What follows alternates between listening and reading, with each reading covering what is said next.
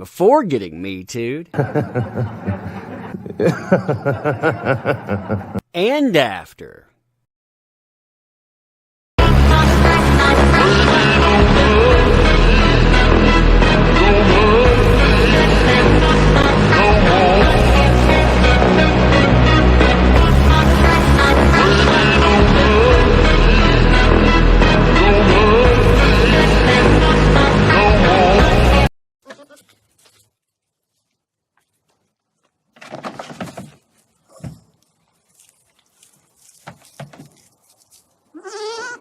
Hey, we love that umbrella guy.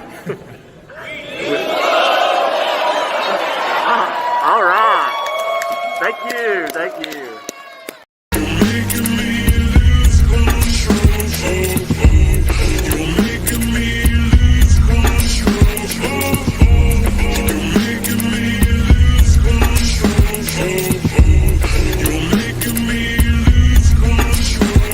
You know what?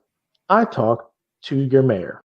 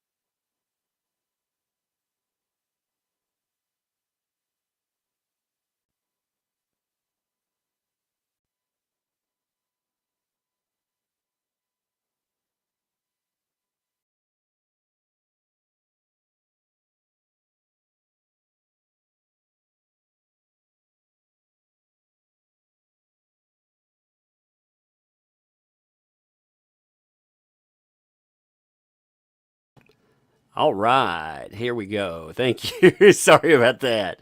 Apparently, StreamYard lost my audio, so I had to go out of the studio and come back in, but that's all right. Technical difficulties abound, baby, and yet we overcome and persevere. Justice from my microphone today. Oh, how's it going, folks? Welcome to a Saturday edition of Technical Problems, starring your boomer god, that umbrella guy.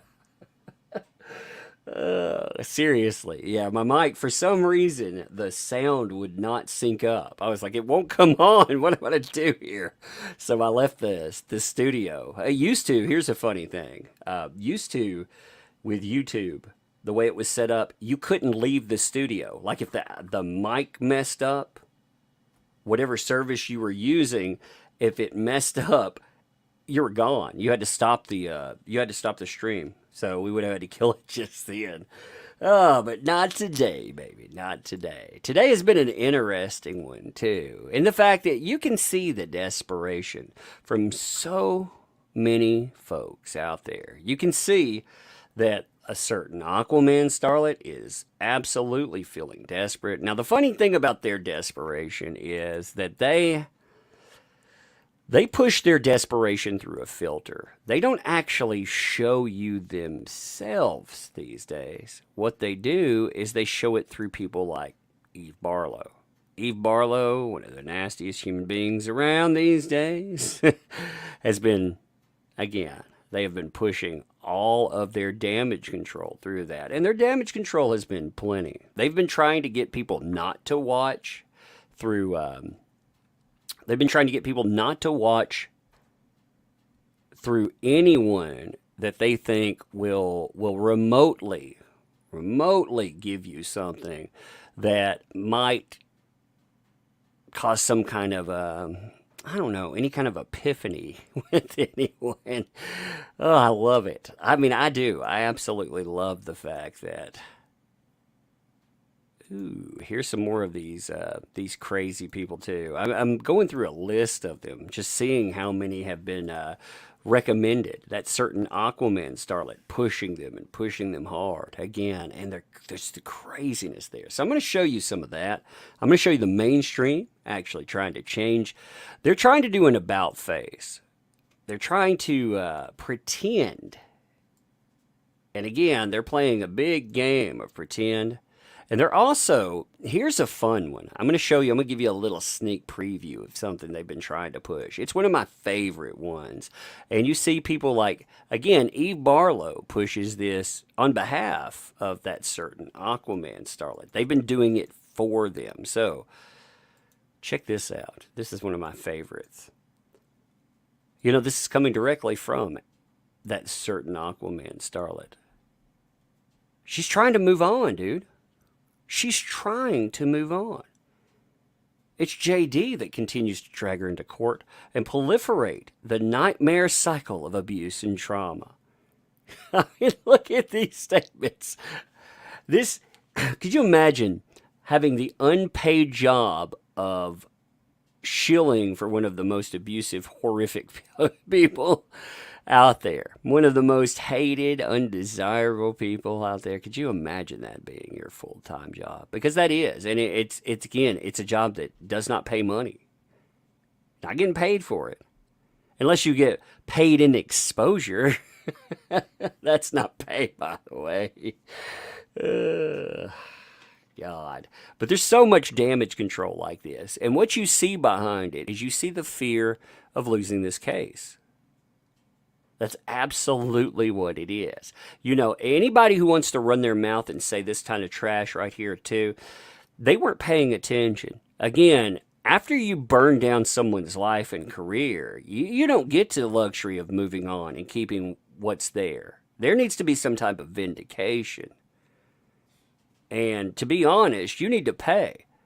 False accusers need to pay. That shouldn't even be, that shouldn't seem like some kind of countercultural statement. These days it is the craziest thing. You say, oh man, false accusers, they should pay a toll. No, no, no. What if you actually catch a real victim in that? So again, you're using real victims as your shield. Oh, Lord. False accusers should have to deal with the same thing that happens to the people that they accuse. We see false accusers getting slapped on the wrist. They don't even get societally shamed. Like they get maybe a headline for a day or two. Like Amber Heard. Okay, say the loss comes in. How long do you think the headlines will last? A week? I mean, how long do you think the media's covered DEPP for what, 4 years? I mean, just straight. I'm not talking about from 2016 on. I'm talking about solid 4 years since the hit piece articles came up. 4 years. That's when those things dropped. That's when you saw the Sun article come into being. 4 freaking years. How long do you think the media's going to cover it? Now, and again, most people will want to move on. You know, unfortunately, too, the stigma will always be there. It won't matter. Yes, there will be vindication. And somebody as big as JD will actually have their name cleared to the largest degree possible. Because, again, they're They're world renowned, but the stigma will still remain. A lesser name, first of all, would probably never be able to clear their name. But beyond that, I mean, it would still be crushing. That's why I think it's funny. You know, you see the media right now are actually trying to move away from this too. And we're going to cover all of that today, and it's going to be fun. Before we do that, though, we're going to take a word from our sponsor. Because our sponsor is in, what, 2 days? 2 days, really a day and change on its 30 there. So let me pull it up here. If you haven't back, we get a push off there. Look at where this number has landed in the last few days, by the way. Look at that monster number. We are rolling on 92. We are right on the cusp of 6 figures on this profile. I mean, that's insane. In 30 freaking days here. We are 4 backers off of 1,200. So if you want to jump in there, you want to give us a push, you see where the days right here on that 30-day counter are. A day and change. A day and change. So again, jump in there. Make sure that you put. And the reason for independence right now. Again, you've seen what Warner Brothers does. Warner Brothers. They didn't just do it to a JD. They did it to their customers. Their customers. If you think it's bad in the entertainment portion with movies, you should have seen everything that came out of comics, and maybe you did. If you didn't, though, it was nasty. It was really nasty, and we covered it. Like for me, I covered that. That's how I started. I covered it for a year and a half, and you started out as customers just saying, "Don't call us Yahtzees," don't call us racist and sexist and whatever when we don't want to be treated like garbage, and we want good products. Oh man, why don't you make a better comic? Oh, you're such a racist. What does that even mean? So again, tired of that. Don't beg them to change, because they don't. And even if they do, well, they've already gone too far. What you do is you walk away from that, but you don't let them burn industries down. You don't let it take them. You don't let it take it out. You take your money, you put it elsewhere, and you send a message with it. You say, you know what? This could have been yours. This is our product, though. We have put out 2 already. We are going to put out this 3rd one. Again, it is in the works right now. We'll see how long it takes. Part of delivery, it'll take a few months to finish the book. You know, with Indiegogo, it is a pledge to create. So you've made that creation. So it'll take a few months to make, and then we'll see how long it takes to produce. Because the production part right now, I don't know how the printing is or isn't, but we're gonna find out. And we've given ourselves time. You know, again, we give you a cent by date, but we'll try to send it a lot faster than that. But we'll see. But anyway, it's a solid product here. We have 40 pages. Again, most comics come in at 18 without ads. So we're talking about a double comic plus more. This, all ages appropriate. This is a true all ages craft. That means you can enjoy it. Kids can enjoy it. There shouldn't be any filter between it. And it's a high quality comic. We're doing high quality work here. You know, you can see, again, we put it right out in front of you. You don't have a bait and switch with this either. We're not talking, ooh, look at that cover. It's so nice. And then the artwork inside is terrible. That's what Marvel and DC like to do. Nope. We give you throughout. And again, you see, this is a family endeavor too. Umbrella Comics, the little one, myself, we endeavor to have fun with this. We endeavor to want you to have fun with it. This was our first comic, new cover. Second comic, new cover. In case you missed them, they're available in the tiers. Again, we give you samples of what our work is looking like as we're working on it. We also have freebies. Right now, totally with freebies, we have quite a few freebies. So say you back one comic, right?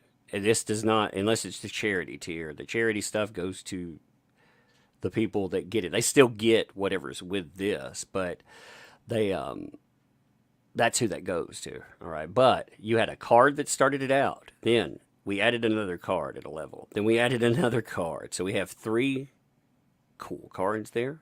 a postcard that we added, a sticker we added, and if we hit here, we'll add something else. Don't know yet. Probably we're going to add 4 pages to the book when we get there, but we'll also add something else. So it'll add more to the book. Plus, when you look at this, though, again, featured bundle, all comics. That'll be 1, 2, both covers, mini comic, plus a sketch comic. You have singular comics if you want. Here's a charity tier. You don't care about comics. I would rather you read a comic, but if you don't care about comics and you want to donate something, you buy a comic for charity, we will match you with that charity. So 2 comics go to kids. Again, both covers there. We added something. After a while, we have 8 drawn-ins too. Want to be part of a story? Want to get drawn into the comic? You get this monster bundle here, plus $50. Bam! You are part of the story. We also added these. So look at this. We've made 5 masks for our campaign. They're used in the comic. We had them in process the entire time. We're going to sell 5 of them. You get that plus the added cost is for the mask. I think it's a very good price with the masks on there. So you get all your comic books plus you get your mask. Like I said, 5 of those. And we also have original art tiers. So again, check that out. The whole point in doing this stuff, though, is to have alternative and to enjoy it too. It's not just a back it because. No, back it because you want to support alternative industry, but at the same time, back it because the industry has failed us, and we don't give up our hobbies. We give up the companies that fail us. Thank you. We'll continue to talk about it as we go forward. But what days, man. These days have been crazy, too. By the way, we've been talking about the Warner fiasco. Well, guess what? The Warner fiasco, it just keeps getting worse.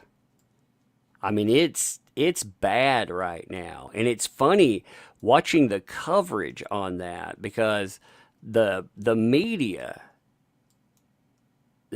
who would normally shill Warner and take up for them is like, man, the bloodbath.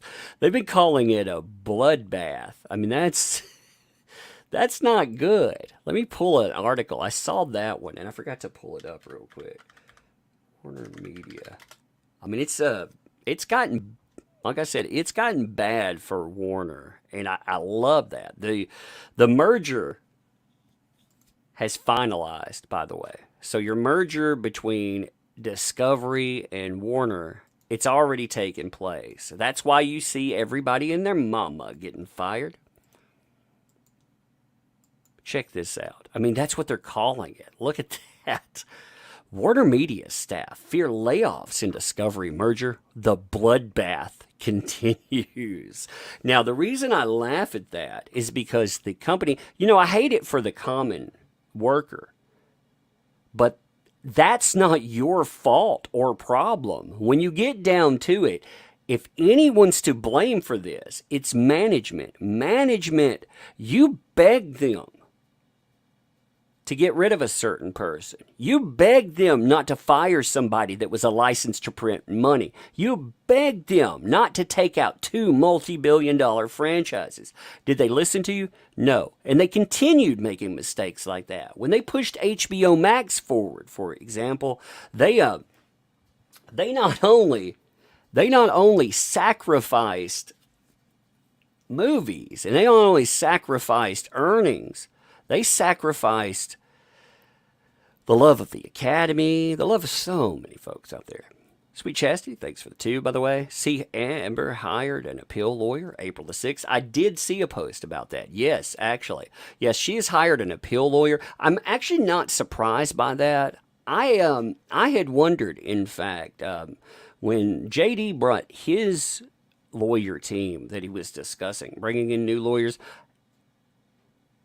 it looked like he may be bringing in people that were ready for, to either strike an appeal or deal with the aftermath. They may be lining up there. But yeah, she seems like she's freaked out by this stuff. I mean, I get the vibe that unlike any time in the past, she actually feels weak.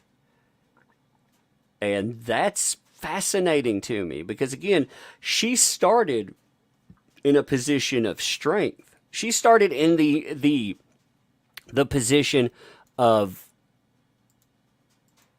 being untouchable. I mean, she was absolutely untouchable.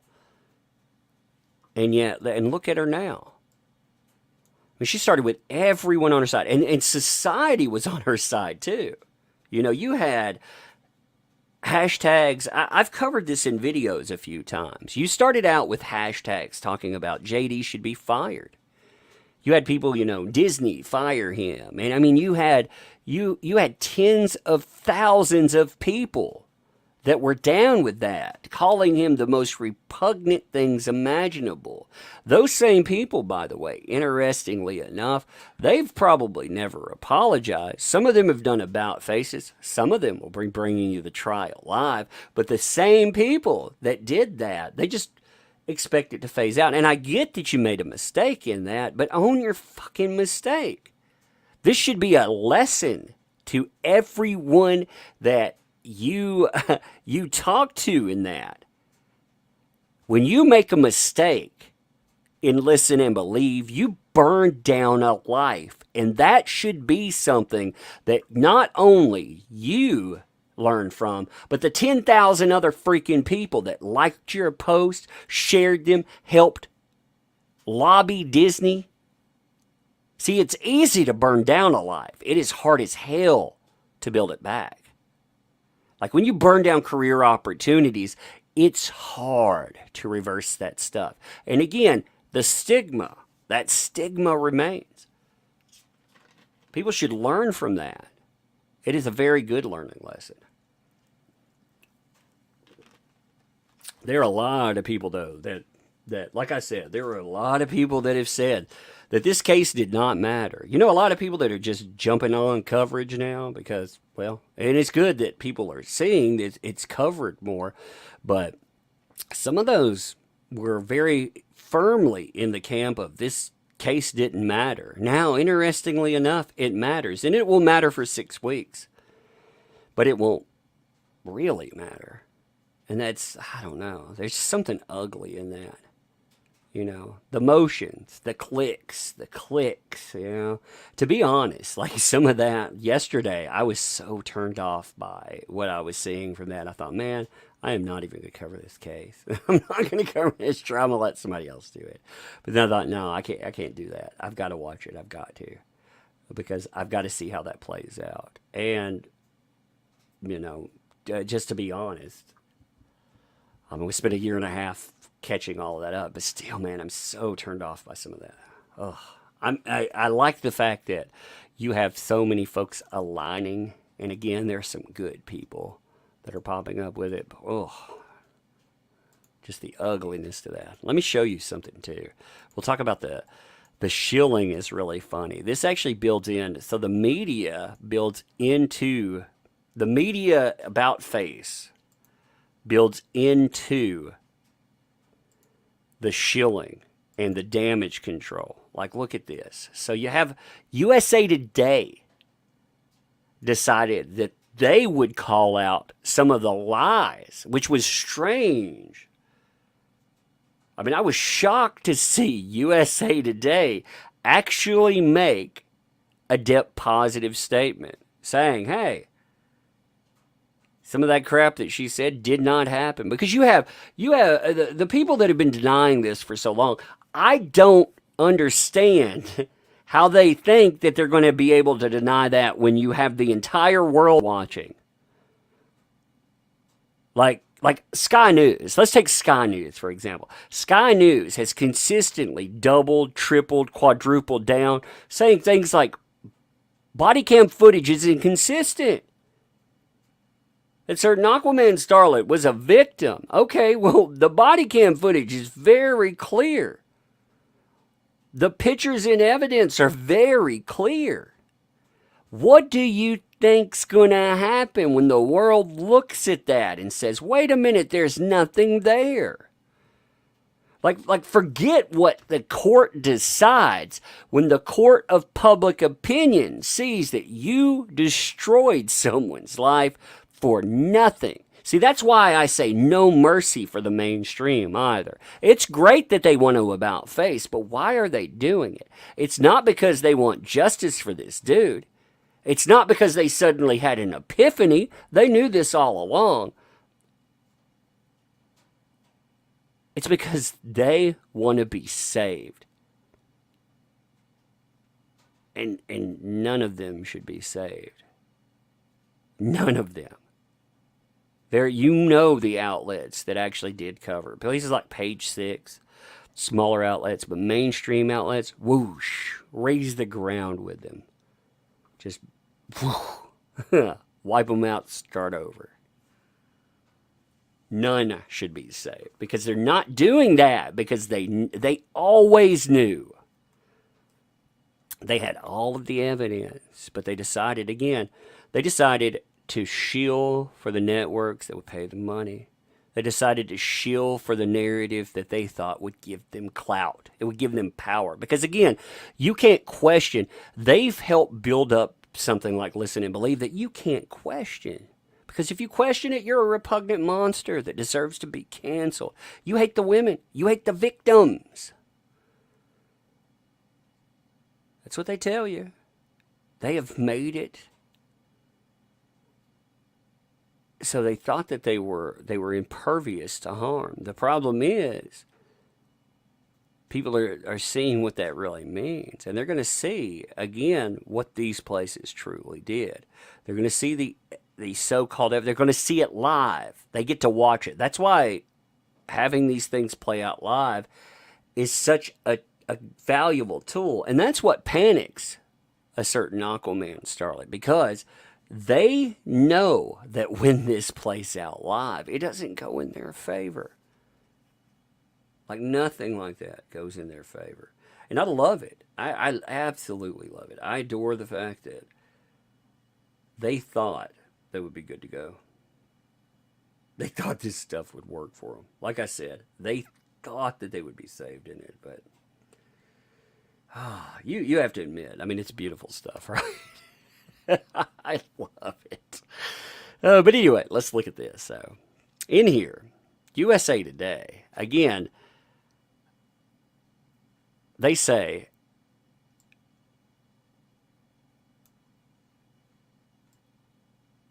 Heard never proved she was abused because their divorce settlement was settled out of court.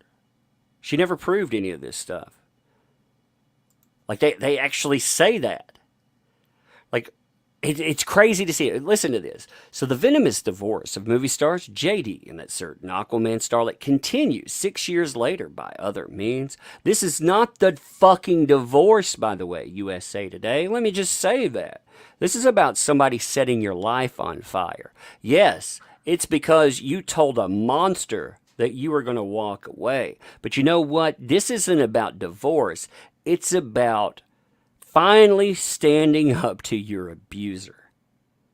That's what you're seeing. When you finally stand up to your abuser, do abusers back down? Hell no.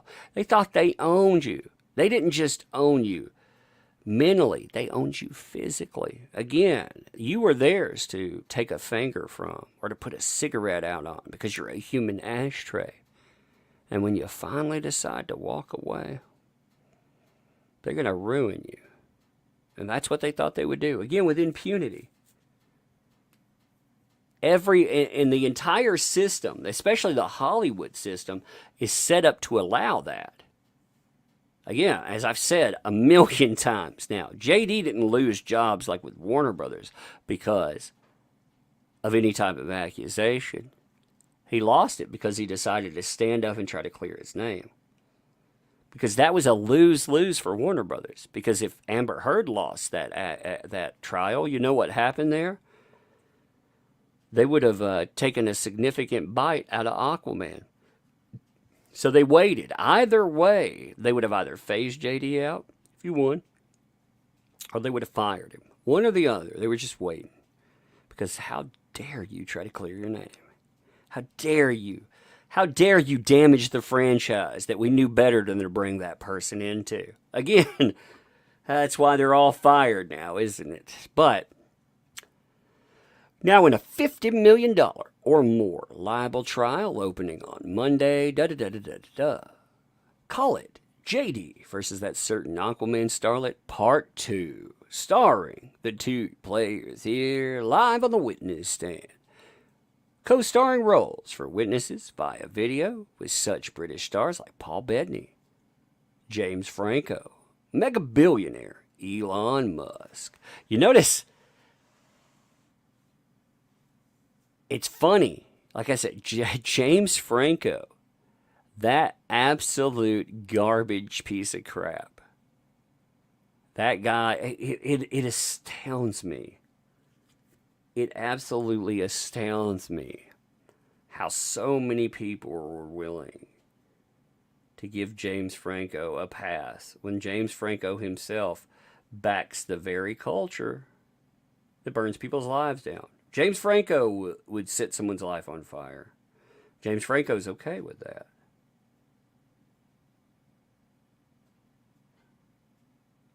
I've always been astounded by it. The people that allow that stuff to happen. You let them reap that whirlwind. If they back cancellation by listen and believe, then you allow them to be canceled. You would think James Franco would have learned his damn lesson by now, because James Franco is sitting on the sidelines in Hollywood because James Franco, first of all, he had to settle the stuff he did. He did a lot of what he was accused of. He did it. He admits it, but he's like, hey, contrition. I spent years out of Hollywood. Why can't I come back? You would think, though, James Franco, again, with that resume, he thinks that backing Amber Heard's going to get him into Hollywood. He's going to, oh man, can you imagine the cross on James Franco? Not only could you have questions about why he's in that elevator on the day after all of this transpired, with Amber Heard all rubbed up on him, because of course he's just consoling, she's rubbing his intimates, but hey, that's just consolation, right? Apparently that explains why it happened so much, because to her that's just like putting on a Band-Aid, right? No, she wasn't cheating, she was just consoling people. Never thought about that until now. But it's going to be interesting cross for James Franco to get up there and be asked questions about his life. Why are you doing this, James? Can I call you James? What about those women that you had to settle with? What about all those students that you, Are you believable? Why exactly are you doing this, James? What about your partner that said that you were such a scumbag that he had to move away? By the way, that partner, he says that you heard stories from a certain Aquaman's sister and, well, Aquaman starlet herself.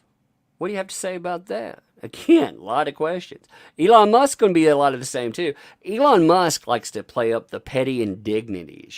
He likes to, I'm Elon Musk. I can meme. It's like, who gives a shit? Yeah, he's going to try to play it up because he knows he have a live studio audience.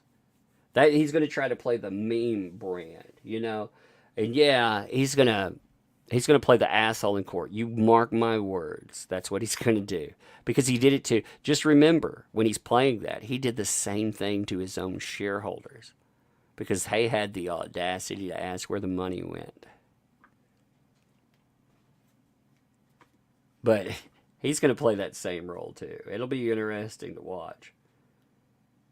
Oh man, these people. But why are they suing? All right. JD is suing that certain Aquaman star for $50 million. I know I keep using her names off and on, but it is a habit. It is hard for me. After so long, it is hard for me to actually say her name anymore. It feels weird to say her name. Alleging she defamed him in an opinion column she published in the Washington Post, which is printed in Fairfax County. You know what I always love about the mainstream? They like to say, well, this one luckily didn't have this, but most of the time you get, along with the quote unquote opinion post. I should have blown that up. I'm sorry. Along with the opinion post, you get a, well, she never really used his name. And I have people, I've seen some big freaking YouTubers who don't know this case because they've never read a damn thing about it. They'll cover it and tell you what they think, man, but they don't know anything about it. Drives me nuts. It just drives me nuts. But they'll tell you, yeah, that's true. No, it's not really true, because when you look through the ACLU emails, it's abundantly clear who they were talking about. In the early drafts, it was there. The early drafts count, because that was yet another lie. I mean, in the early drafts of that, here's an early draft. Let me pull this up real quick. In the early drafts of that, it sounded like this. Then 2 years ago, after I got a restraining order against my then husband, I felt the full force of our culture's wrath for women who speak out. The day I left the courtroom and walked into a pack of hundreds of photographers, I didn't have a team of bodyguards. My lawyers used their own bodies to block out space for me to walk to my car. The whole way there, I heard press yelling the same question in one form or another. Is it true you're making all this up? And even this is made up. Why? Because there's video. There's video of what happened that day. But hey, why let that get in the way of the truth? But his name definitely was on it. My then husband, yeah. They don't know what they're talking about. The media has loved to do that. But again, there are a lot of people that'll say, well, that's very true. No, it's not. I heard somebody say that freaking just a few days ago, and I wanted to yell at him. I actually saw somebody, and again, this is not a shot at them. I just want to correct this. I saw a reviewer of Fantastic Beasts saying, they were talking about Fantastic Beasts, what kind of travesty, with Warner, and they said, even Disney apologized. No, they didn't. They didn't do that. Quit listening to these places that don't tell you the truth. Disney never even bothered to reach out to the man. Oh, man. Anyway. Hey, Bello, Triggerfish, thanks for the 20. Appreciate that. Hey there, Umbrella Guy, just sending some support your way. Keep covering the case. By the way, your book's artwork looks amazing. Glad to be back and looking forward to it in 2023. Hashtag Justice for Johnny. Thank you for that. Thank you for all of that there. Thank you for supporting. Thank you for checking out, backing the book, and thank you for the comments on the book, too. Yeah, the artwork, S.K. Bennett is a beast. He is an amazing talent. I love what he does there. I mean, it's amazing that guy, he's a talent that should be in the mainstream, but the mainstream doesn't look for talent. They look for pandering over politics. Oh, can you ignore the fact that that accusations without substantiation actually are going to be back? Oh, you can't ignore that? Well, then you're not our type of person. It doesn't matter. It doesn't matter what's there. And I'm glad that people get to see that work, and I'm glad they get to enjoy and experience it. So thank you. Christine, what's up, Christine? Thank you for the 5 there. Me Too was a reasonable idea. It was. Believe all women and cross-dressing propaganda. No, it actually, the very beginning of Me Too was a good idea. That's what I'm going to go with. The very beginning of it, when it was just people wanting to come together and say, I myself was victimized. But yeah, you're right. Believe all women is quasi-religious propaganda. Yes. Me Too, though. It was a reasonable idea. You're right. Those involved in the cult must be deprogrammed and properly educated. You would hope, I'm saddened by the idea that we haven't seen people truly open their eyes to what that is. I think more and more people have, and the noise is getting louder. I mean, when I look at my Twitter account, I can tell the noise is getting louder. When I post about Again, if I post men's rights are important and 1,000 to 1,100 people like that, and the people that say no, it's not, they get thrashed because, you know, they're coming up with some stupid idea. That does make me feel better about it. But yeah, believe hashtag me too was a good idea before the media got a hold of it and before the people that wanted to be in charge. When the media and the people that got in charge of it, it went from an everyone movement to a just women's movement. And it also became this thing that they pointed. You know, again, you had, I like to call it, liken it to a rudderless ship. It was something out there that was powerful. Sometimes it might steamroller over something, but no one truly controlled that thing. It was just out there, and it was allowing people to express empathy. Unfortunately, that empathy turned into a tool for revenge. And the revenge could be over anything. It didn't have to be like when you look at Amber Heard, for example, her revenge was over somebody that she abused that should be embraced by Me Too and has by people like Amanda DeCabernet. She actually denounced Amber Heard. She heard the videos and she said, yeah, Amber Heard is not the victim in this.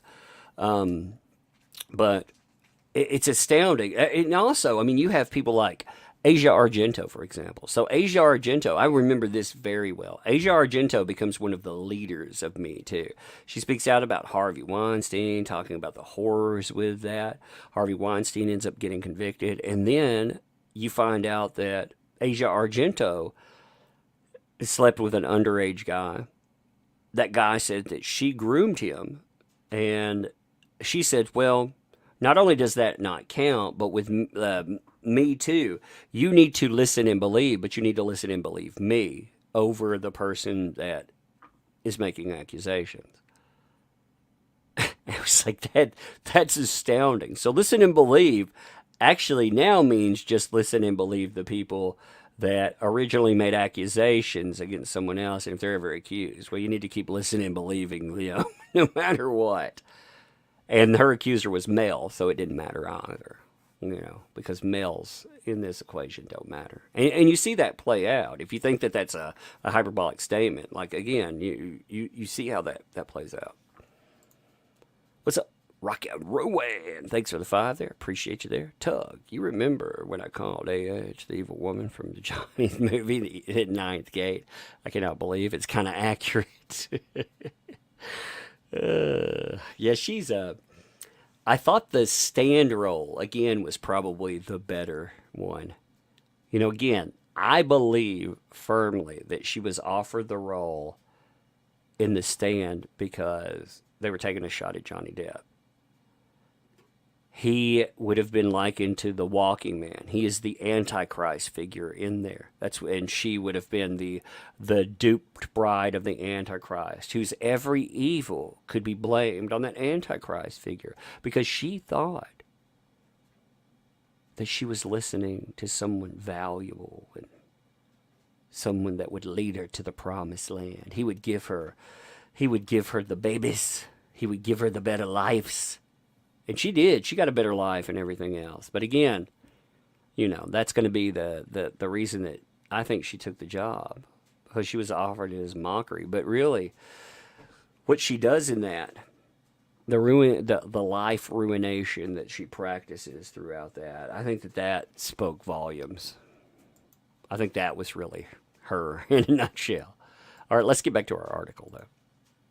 I get sidetracked. There's a lot. I mean, this case, like I said, this case has been going on forever. It has. It's been going on forever. And you know what? You want to know the truth about this? The case, after this case ends, I'm taking a break from this case. But you know what? I'm saying the trial here. After the trial ends, not the case ends, but the trial. But you know, it won't be the end of it. She's still allowed to continue counterclaims. And you better believe, first of all, you're going to have appeals. You're going to have all of that going through, so it's not going to end there. You're going to have some kind of counterclaim motion. There's going to be attempts to sue. There's probably going to be multiple attempts to sue outside of that. Who knows what kind of vindictive bullshit you're going to see come down the pike. It won't end. But I'll be glad to see them go away. Them, I mean her and her cohorts. I'll be glad to see all of them just fade for a hot minute because, ugh. But they're not going to fade away gracefully. Anybody that burned down all of their options, anyone that burned down their chances in Hollywood, burned down their career, they burned all of that down, they're not going to walk away. They're not smart enough to walk away. That's the astounding thing to me. They will never be smart enough to walk away. So, why sue? Again, we got to hear. In the column, she claimed to be the victim of DV, a claim she first raised in the coercive divorce proceedings, 2016, L.A. Heard, now this was a statement I was shocked by. Heard never proved she was abused because of their divorce settlement out of court in the media, in the midst of a media uproar. And the settlement statement they jointly issued said, neither party has made false accusations for financial gain. There was never any intent of physical or emotional harm. Amber wishes the best for Johnny in the future. She also agreed, by the way, to non-disclosure agreements, which she openly flouted as something that she could get around. That's another part of this case that doesn't get discussed enough. Oh, by the way, I missed one super chat at the very beginning. True Blue, 911, thanks for the 50 DKK, said, I'm liking this now because I have to be at work in like 9 hours. Why so late, Tug? Keep up the good work. Yeah, I go at this time of day because, well, I had some stuff going on in real life, and I mean, it's 5:30 here, so I know, in their different time zones, it can be late. It's the time that works.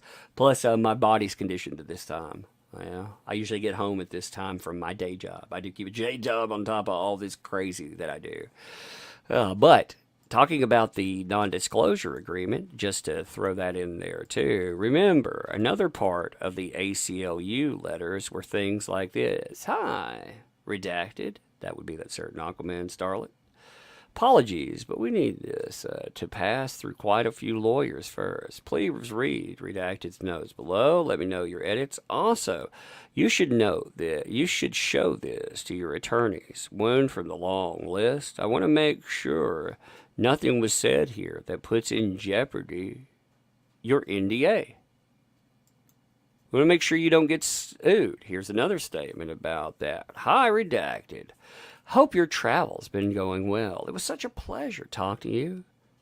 I tried to gather your fire and rage and really interesting analysis and shape it into the op-ed form, which mentions a few policies and growing movement. Hope it sounds true to you. It's attached. I'm sorry for the delay in getting it to you. Many lawyers have reviewed it here and tweaked the policy bits. Your lawyers should review this for the way I skirted around talking about your marriage.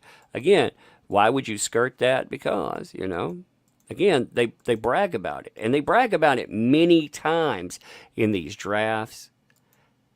Now, like I said, JD, I've said this a few times too. I have this from very good sourcing, by the way.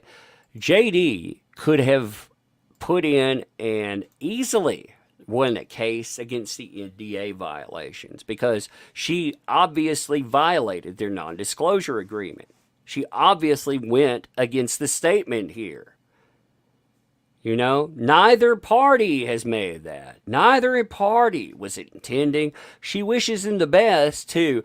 He was a monster, and he did this, that, and the other. Again, violation of non-disclosure agreement. They were never supposed to talk about it. They were never supposed to incite or entice other people to talk about it. Neither get friends to do that. Again, she violated that flat out, and they could have been sued for it. But here's the problem. In losing that, you would have never cleared his name. He would have won the case, but he would have lost it. He'd have won the battle. That would have been the case, but he would have lost the war. Because she ultimately would be perceived as a victim in this, because you would wonder, what exactly is he hiding? Why does he want that stuff covered up? Why wouldn't he want her to speak? What a monster, stifling her. Hashtag believe all women. So he had to go a different route.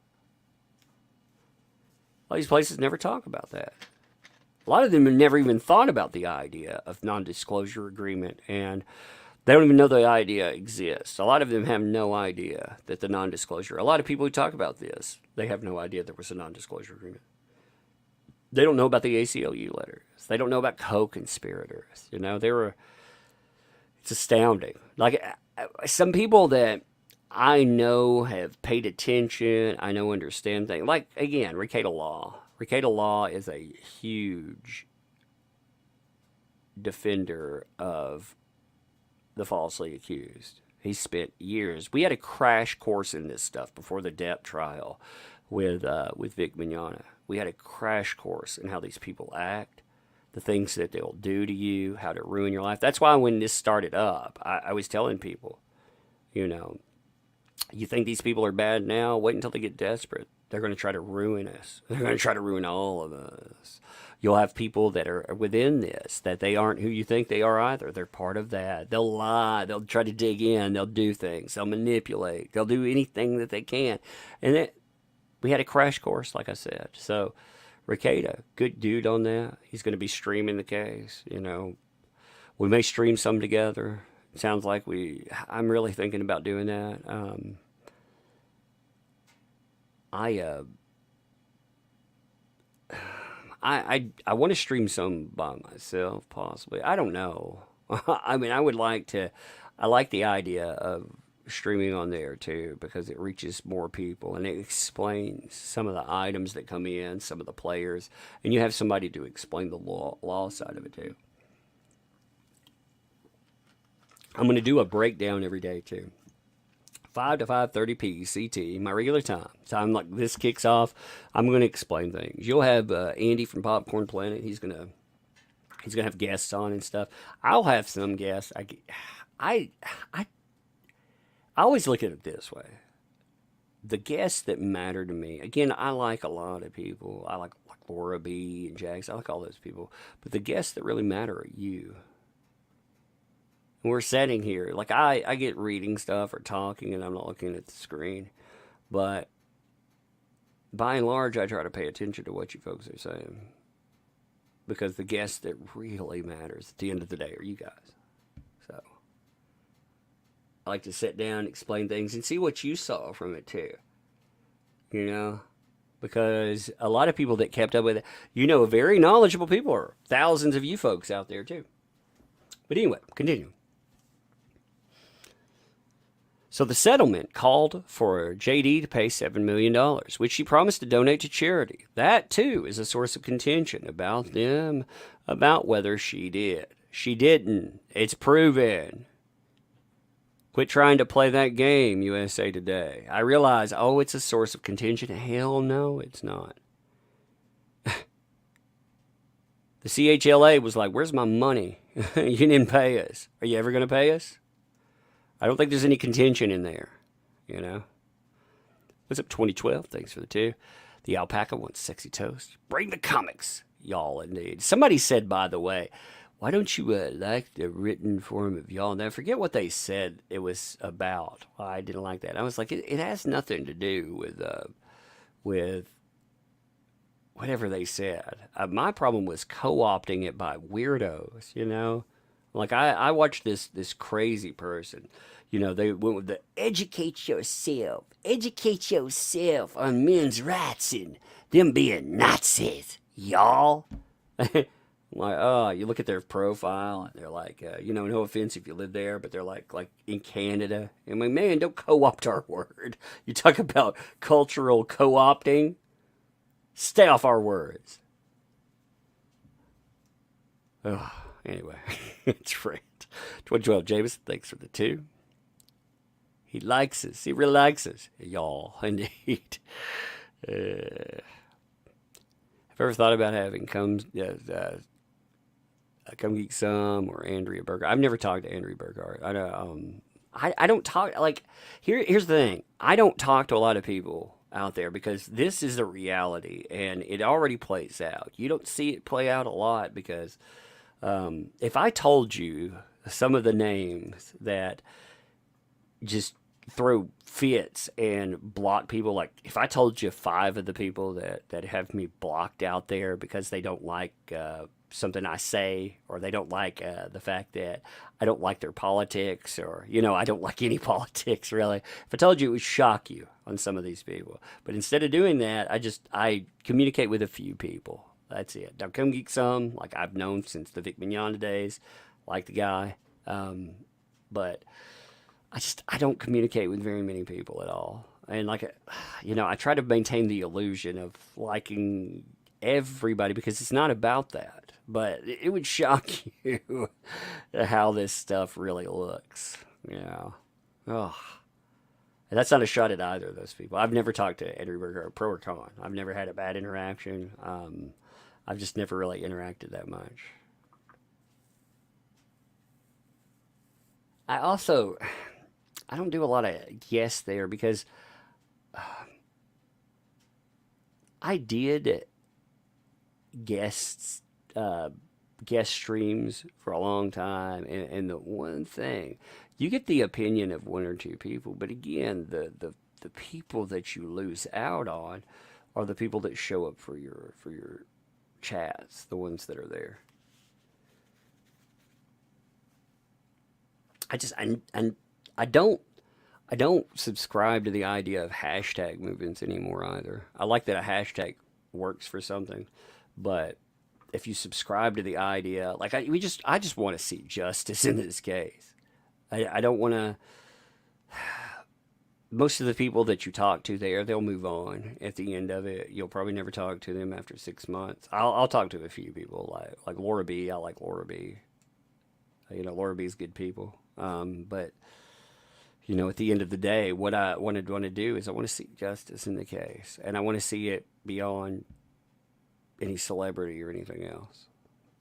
So I don't get involved in. Okay, I also don't get involved in the negative side. I don't get involved in the. There were a couple of times when people were trying to drive off Laura B, and that kind of pissed me off. But besides that, I don't get in most squabbles or anything else. I've learned that. I've learned it the hard way. Yeah. And I have a large platform, and I could do damage to people if I do that. And I try to do that responsibly. I try to be very responsible. The fact people have entrusted me with coverage, and they've entrusted me not to, to point 150,000 people at somebody without thinking about it first. So again, I do my own thing. I never personalize anything, pro or con, and yeah, that's why I don't do that anyway. It's totally off point. More than 2 years went by before Heard publisher column catching the wave of the 2017 Me Too movement, and that's true too. She did that on purpose. Me Too was a weapon that people could wield. They could pick it up, they could smash it into somebody, and they could stick it into a person. You could just stab it into somebody and try to ruin their lives. Sad times with that, to see how that was used. Again, when I saw Me Too first pop up, again, you couldn't predict what the thing would become. You also couldn't predict its offshoots. The reason that it became co-opted and so corrupt. Look at hashtag Time's Up, which is an offshoot of Me Too, and something that Heard wired herself into as well. She had defenders that were part of that. They were attached to Time's Up. And what did they do? They stole money. 10% or less went to helping out the people that they said were victims. Again, they believe in listen and believe. They also didn't believe in listen and believe behind the scenes. They only believed in it when it was for pay. They took 33% of their money. Less than 10% goes to stated goal. 33% or more goes to 3 people's salaries. Over 10% goes to parties. I mean, again, it shows you the power of that. Twee, welcome. Thank you for the membership too, and welcome to Tugs Thugs. Appreciate you. Thank you for that. 2012, thanks for the 2 there. They ruined the word spam too. That's indeed true as well. It used to be a very nasty food. My grandparents liked spam. Give me a drink here. 2012, also thanks for additional 2. I was near the start of Me Too situation backstory. I remember watching it play out. Like I said, I watched it. I watched it gather momentum. And I watched it become something that it wasn't supposed to do. I also watched it, again, I watched the media. The media were nasty about it. That's why I never like to forgive the media. Because the media took it and they turned it into something that excluded males. I thought that was some of the nastiest thing ever. They made it. They would say, oh, the women victims that have come together, they've done this, that, and the other. And they would say, some men have also demonstrated support with the hashtag. And it's like, no, that's not what that is. They're not supporting a hashtag. They're trying to belong. See, that's the ugliest part of ostracizing men from that and pretending that men aren't victims. Men very rarely, I'll be honest with you. If I were a victim of sexual abuse or domestic violence, I would never tell a fucking soul. I would never do it. Not in this social climate. You know why? Because of the way people would react to it. I would never fucking tell a soul as a male. And that's a terrible thing to say when you hear men say that. Most men are like that.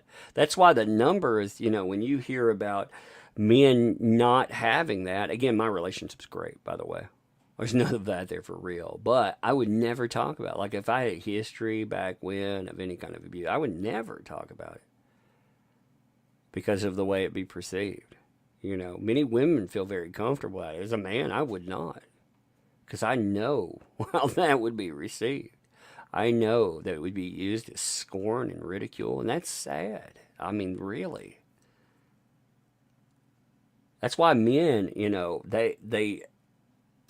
you saw many early adopters of hashtag Me Too, because not only did women want to feel like they belonged and that they had some kind of empathy and comfort, but men, man, it's a rough life for that. When you watch male victims and you watch them try to reach out, just the way that they are met. Like I said, it speaks volumes on where we truly are as a society. Hey, what's up, Rocket Rowan? Thanks for the 5. We want toast. You'll get some toast in a minute, for sure.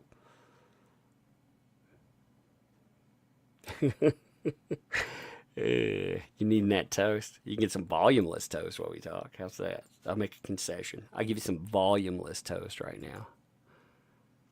I won't have the words, but he'll have that sexy on. I might even throw you a little sexy hot dog while we're talking.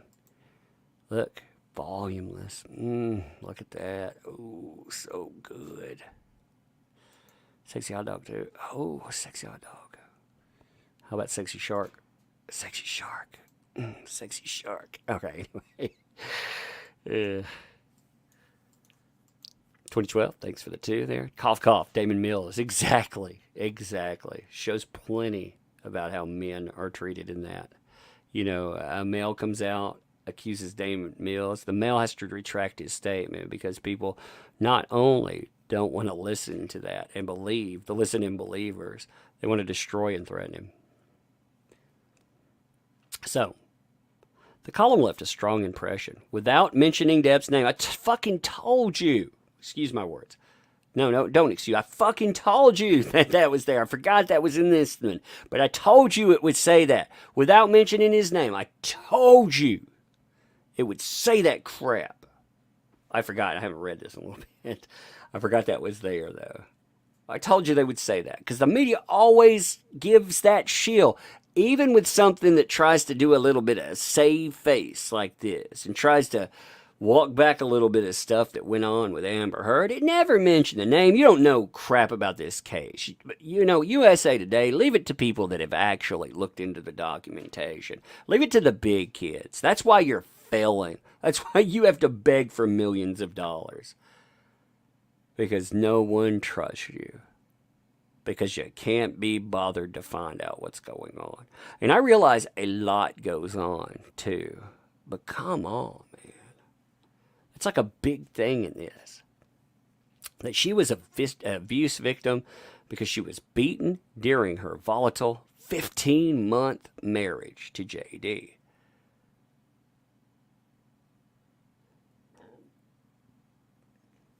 JD and his former lawyer angrily denounced his former lawyer. Are we talking about Adam Waldman? His former lawyer? We're talking about Adam Waldman, right? Because he's been the one that angrily denounces everything. He's the one that's loud about it. They got to be talking about Adam Waldman, right?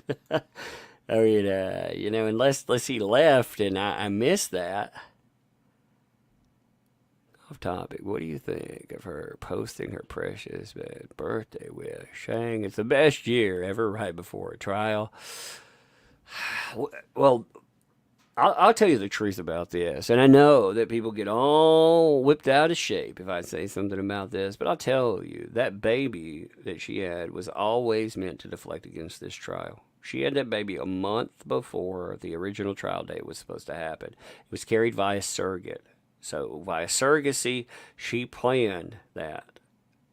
She absolutely planned that date. And the trial got moved. So, of course, she's going to use that as the best deflection tool ever. Because the media, they're not going to talk. When they start talking about her and little one, it pushes her name a different way. And it also, she's trying to make women empathize with her because she has lost key demographics. First of all, she lost the male demographic, which she needs for work. That's rough for her, but she needed that male demographic. But anybody that is known for taking a crap on a bed, I'll tell you, she's not seen as sexy anymore. Because you'll have people, well, she was pretty. Okay, well, did you hear about her taking a crap on somebody's bed as revenge? Oh, there's pictures of it. You want to see it? There might be some weirdos on the internet that find that cool and attractive. There are people that are into everything. If that's your thing, more power to you. But the majority of people are not. They're not going to. They're going to be like, oh, gross. So they lost the male demographic. And the female demographic, yeah. So, of course, she wants to relate to the female demographic through being a mother. She always tries to weaponize. She tries to weaponize the female demographic all the time anyway. Talking about, the power of women. I tell you, could you imagine the reaction if I was like, we're going to use the power of men to defend JD. Could you imagine the reaction of these folks? But, it's strange what's empowering these days, and it's strange what's not. She manipulates women. It's considered empowering. If you use a gendered cry, the gendered cry can go one way. And the manipulation of it just can't be called out because, again, you're some kind of monster. See, there's so many things that you're not supposed to call. I'm not supposed to call out listen and believe. I'm not supposed to call out the fact that she had a surrogate baby right before the trial. I'm not supposed to call out the fact that she weaponizes gender and domestic violence victims. All of that apparently makes you a monster. So be it. Hey, Cynthia, what's up? Thanks for the 20 there. For next grift, I back the comic. I think my address info was captured. Will I be able to contact? If you go in, search this. I can't, for some reason, the link won't post, or I would link you to it. But if you have if you look up change address Indiegogo, there's actually a very easy way of doing it. For some reason, every time I try to copy the link, it won't copy because I've tried to respond to people like that have had that same question. I'll probably post it in updates too. But if you have if you look that up, there's a very easy way to go in and change your, so if you move or anything like that, you can still change that. You can change it as many times as you need to as it's coming up. But and if you have problems with that, write me. Okay, you can write through Indiegogo. You can write the person that is in charge of it. You know, that'll go automatically to me. You're not writing Indiegogo, you're actually writing me. So it'll come right to me, and I'll do what I can to help on it. You know, and thank you for backing, and thank you for that too. Hopefully that helps. Like I said, if you just look that up, the Indiegogo, how to change address or backer address, you'll find it. It's an easy walkthrough with pictures, so it should be very simple to do. Like I said, if you have a problem with it, write me. So the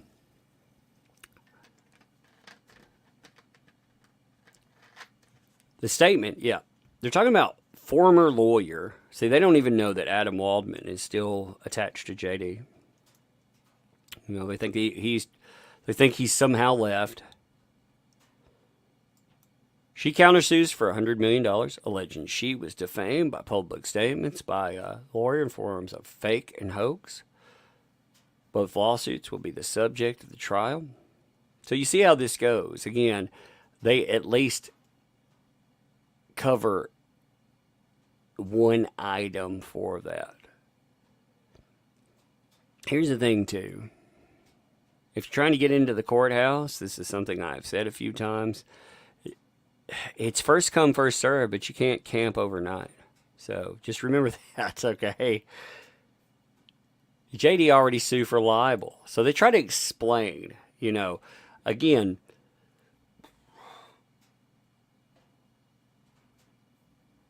it's astounding. The one thing that they note here, though, with the UK trial is they said that DEPP was proven to the civil standard. The civil standard there is just redonkulous. They also like to use words like bemoan being boycott. You know, oh, he bemoaned it. You know, the descriptors that they use. It says plenty. They admit that his star took a hit. He was asked to resign, but he bemoaned being canceled. That pisses me off. I hate the media. Now interestingly, this did not go over well, though, with a certain Aquaman starlets crowd. In fact, Eve Barlow, again, who is the mouthpiece for Amber Heard, like, never get that twisted. She is Amber Heard speaking. She called them out and was begging for them to make changes. I'm looking to see. I forgot to grab that. But she begs them basically to make changes to their statement, which is astounding. Because again, Amber Heard is as friendly as that statement. You saw how friendly that article was. That article still, it wasn't 100% Amber Heard. And since it was not 100% Amber Heard, well, that's a percentage too far, baby. You know, it astounds me. It absolutely astounds me to see.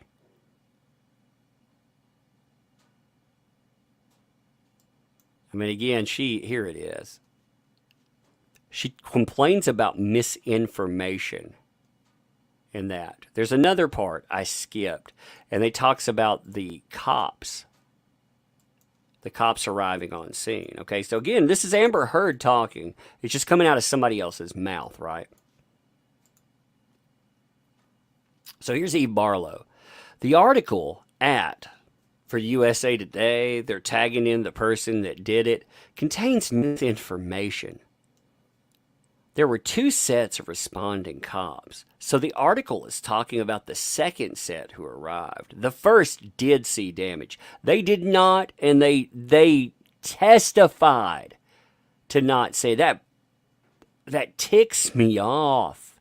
It's a lie. It's an absolute lie. But again, propaganda and misinformation. Why? Because they hope, in my opinion, they hope to sway the jury. I truly believe that Amber Heard hopes to sway the jury with some type of nonsense. They hope to also pressure USA Today, who knows F all about this case. Let's be quite honest about that. They have no understanding of this case at all. They hope that they can pressure them. They hope that they can force them into some kind of retraction. They lie about it. And again, the police statements, you can find them all with Nick Wallace's site is the easiest to find them at. And the police did not see anything. If they saw damage, if they saw any proof whatsoever, they would have arrested Johnny Depp. That's how that works. The police actually side. The police treat it just like listen and believe, too. If they see something they think is out of place, they listen to those claims and they believe it. And they will lock the person up, regardless if something happened or not. So they saw absolutely nothing. They saw no marks. They saw no damage. That is absolute trash. She's lying. She's 110% lying. But again, she is the mouthpiece for Amber Heard, so of course she's going to lie. Because these people, they cannot be counted on to tell any type of truth unless it is a self-truth. Because of the hoax, it has to continue. I would hate to have to carry someone else's baggage all the time, by the way. How does it feel to carry somebody's baggage for free? What do they pay you in exposure? Is that why we have those pictures that are out there? I mean, if you want to know, if you've never heard of Eve Barlow and you're wondering what I'm talking about, if you look up Eve Barlow and Amber Heard, you'll find public pictures of the two. They are definitely, they're trying to yuck it up for the paparazzi too, for show. I mean, you can see it. So they go out and they buy box wine together. Fucking box wine. Here's a. Now, you know when you see these articles too, you know that this stuff was done for the benefit of the paparazzi. Now, how do I know that that's happening and the paparazzi didn't just catch it? Well, because Kate James, the former assistant of Amber Heard, went on record as part of her deposition and said that Amber Heard would call the paparazzi. Here we go. Let me pull this up. She would call the paparazzi. She would inform them of where she would be, like if she was going to the grocery store. And then her and her sister would dress to the nines, try to go out and, you know, basically be seen. See, look, I mean, they're trying to, oh, yeah, you're matching there. We're buying box wine. I'm sorry, boxes of wine, maybe. But again, they're trying to be seen by that. Trying to dress like buddy. Look at that expression from this person. They're like, what's going on here? I don't feel good at that. Look at their expression. Here, let me grab this picture real quick. I want to look at that. It's funny because they look like. Do I have to really walk out here? Am I? I don't get paid enough to listen to this. It looks like the person's like, oh, why are you talking to them? You know. Oh, I love it. I never noticed that before. Give me a second. I'm gonna snip it and save it. Like I'm getting. It reminds me of what was his name? Danny Glover. I'm getting too old for this shit. You know, the Lethal Weapon guy. God. All right, I saved it. Give me 1 second. I'll pull it up. That's hilarious, though. The person looks like absolutely disgusted by being there. Uh, here we go.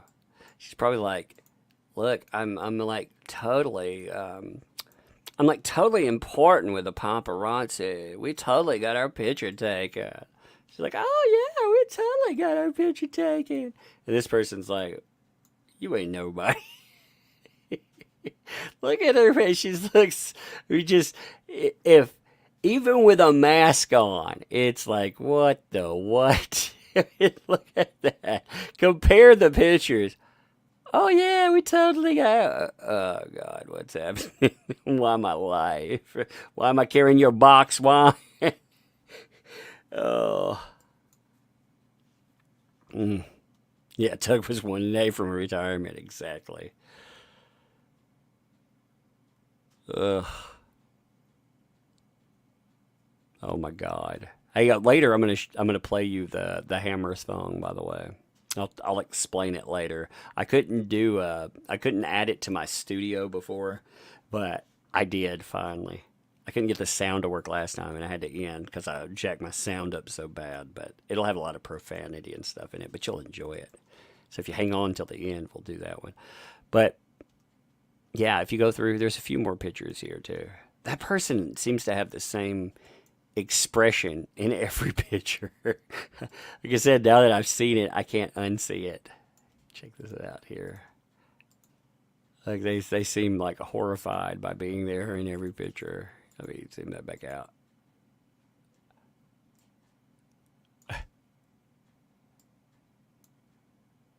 Like, why am I here? Again, I wonder how it feels to carry someone else's baggage all the time. And it's not just you, it's their validation baggage when you're online defending them, but it's also their real world baggage. And I'm sure they get paid nothing. I'm sure they get paid absolutely nothing when it comes to that.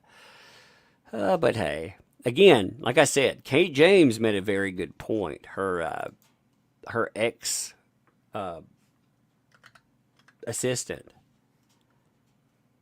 talking about the all the crap that she would have to do, all of the horror that she would have to put up with. She and now some of her statement, if you're looking it up, by the way, look it up on Twitter because there's a very long statement, and then there's what she was allowed to put into the court. The court actually didn't allow the entirety of her statement, which is sad, to be honest. Some of the things that they ruled out too should have very much been admissible. Like they wouldn't let statements about her utilizing drugs go in, even though a lot of the claims by Heard were about JD's drug use. So, I mean, what's good for the goose is good for the gander. I'm sure you've heard that before. Well, apparently it wasn't. Apparently it was only, depending on what's happening with one person. But you can find the original Kate James, and it's quite lengthy compared to the one that's on record. But it's a lot better. Like, it's some juicy stuff. It is some very juicy stuff. It's good. Like, I I enjoy some of the depositions because they give you a feel for how these people are behind the scenes. It's kind of like when today I did a video talking about Jada Pinkett Smith and Will Smith, their relationship. And you're seeing behind the scenes, and I actually feel bad, despite the fact that Will Smith hit Chris Rock in the face, which I'm not making excuses for in any way. I still feel bad for Will Smith. Why? Because I'm starting to see why he would be driven to that. I think he was driven to it. I think he is a broken man. Well, I think you're seeing the same things. Like when it came to JD, you see behind the scenes. You see what happened there. And it's really, really telling. You know, on the other side, too, you've seen. I'm going to show you some more shots from that certain Aquaman starlet's camp in just a second. But let me show my book for a minute again. Since we're down to our 2 days on our 30, let's pull this up. I haven't refreshed. Let's see where we're at now. Boom! We are moving, baby. Wow, that's awesome. It's crazy. I mean, if you look at our numbers, seriously, we have, it 2 days remaining on our 30 here. We are rolling into big numbers. We are like looking over the horizon line, and we can actually see 6 figures, which is insane. If you haven't backed this, if you want to be part of it, again, if you want to help us send a message to companies that do not appreciate you, they denigrate you, they back these nasty, repugnant people. But beyond that, let's forget all of that for a second. You know who they attacked in this? They attacked you. They told you that you don't matter. I've had people associated with DC and with Marvel, which it would be Warner Brothers and Disney, tell me that my money, it's not wanted there. Now, they want my money depending, but at that moment it wasn't wanted there, so I took their word at it. You know, if they don't listen to you, if they know what's best for the product and your feedback doesn't matter, fine, walk away from them, but never surrender mediums. We fought for these things. They're ours. You know, when I was younger, there wasn't, comic books weren't considered cool.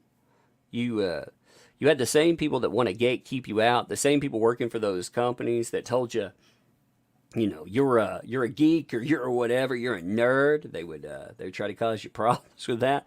That's your hobby, man. We built it. We built that. We built up all of this stuff. We paid for it. It's our money. So we built up all our alternatives. I'll tell you, there will be a few crazy people out there. You can disagree with me all you want. You can buy this comic book and turn it into birdliner. I don't care what you do with it. You're appreciated as a customer.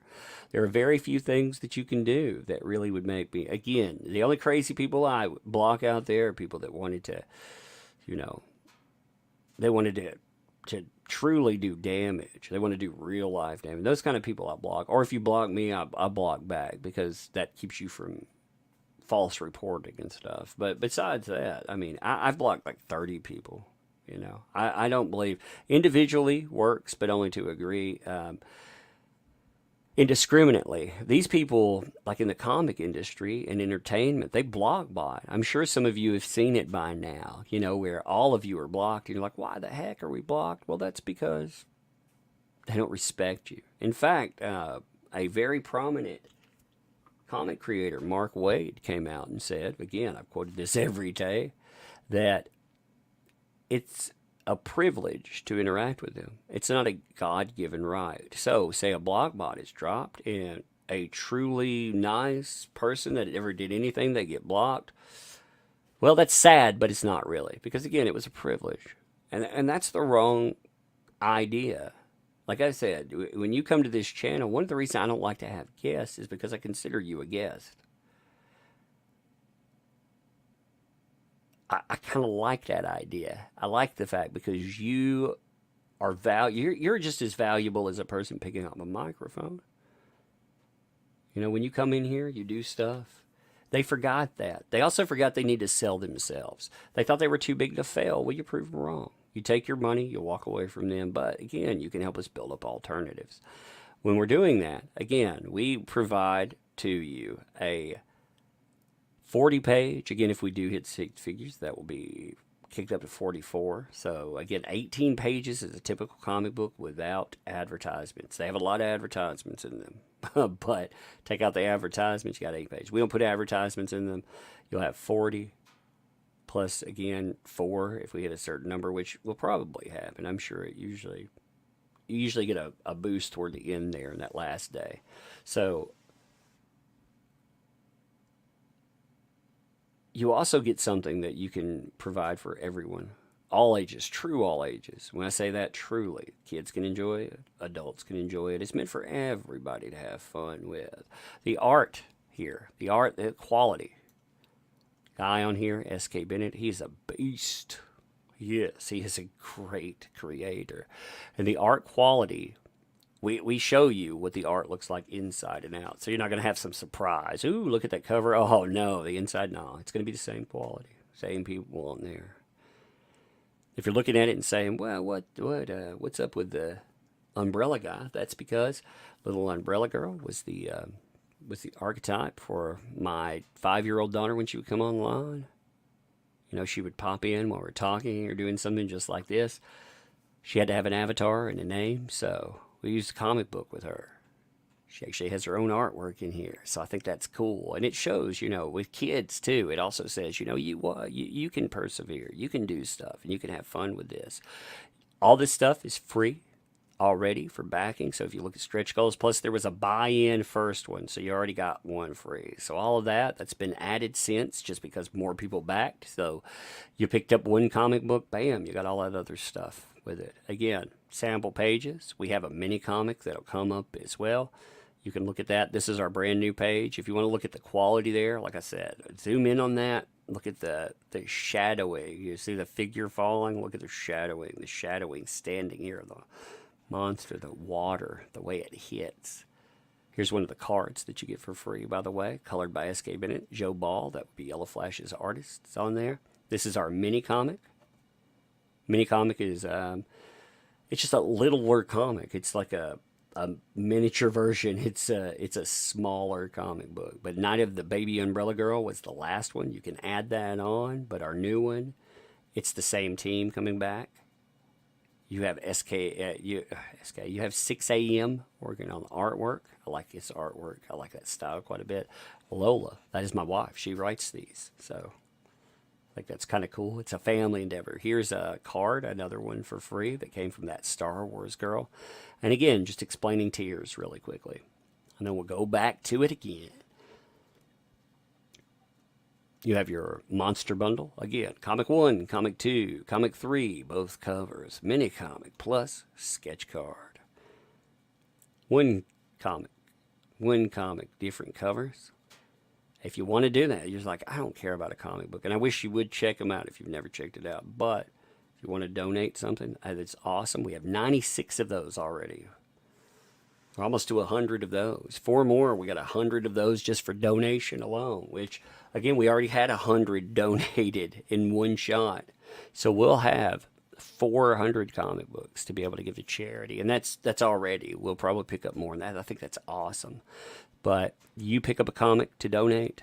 We pick up another comic, put it on there. 2 comics go to charity. And they go to kids that, again, when charities, when places that help kids, they roll through, which it's needed. They take care of physical needs, you know.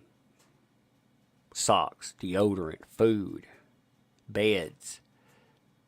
Maybe on their birthday or maybe at Christmas, they get a toy or something. But typically, they don't get to be kids. You go, you give them something for escapism. Plus, you send the message, someone cares about you. That's a powerful message.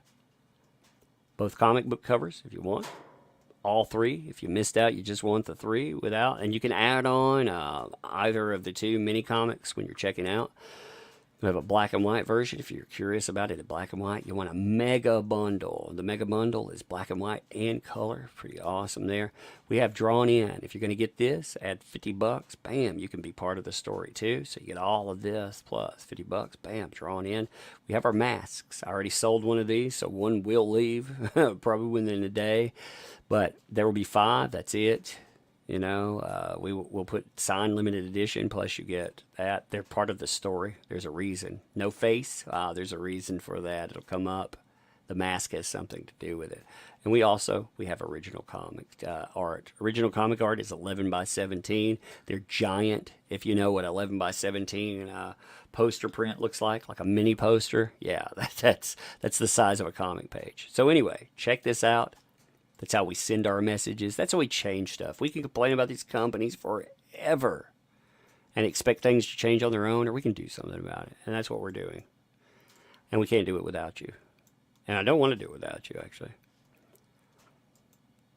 All right, so let's talk about a few other statements by Amber Heard's team trying to, again, damage control. One of the things they've also been trying to do very publicly is they've been trying to convince people not to pay attention to folks like myself or Ricada Law or, say, Popcorn Planet or whomever. They want you to keep up coverage into these names. Now, I found these names to be really fascinating because once you start looking into them, well, they have a lot of baggage connected to them, let's just say. You know, if you look up,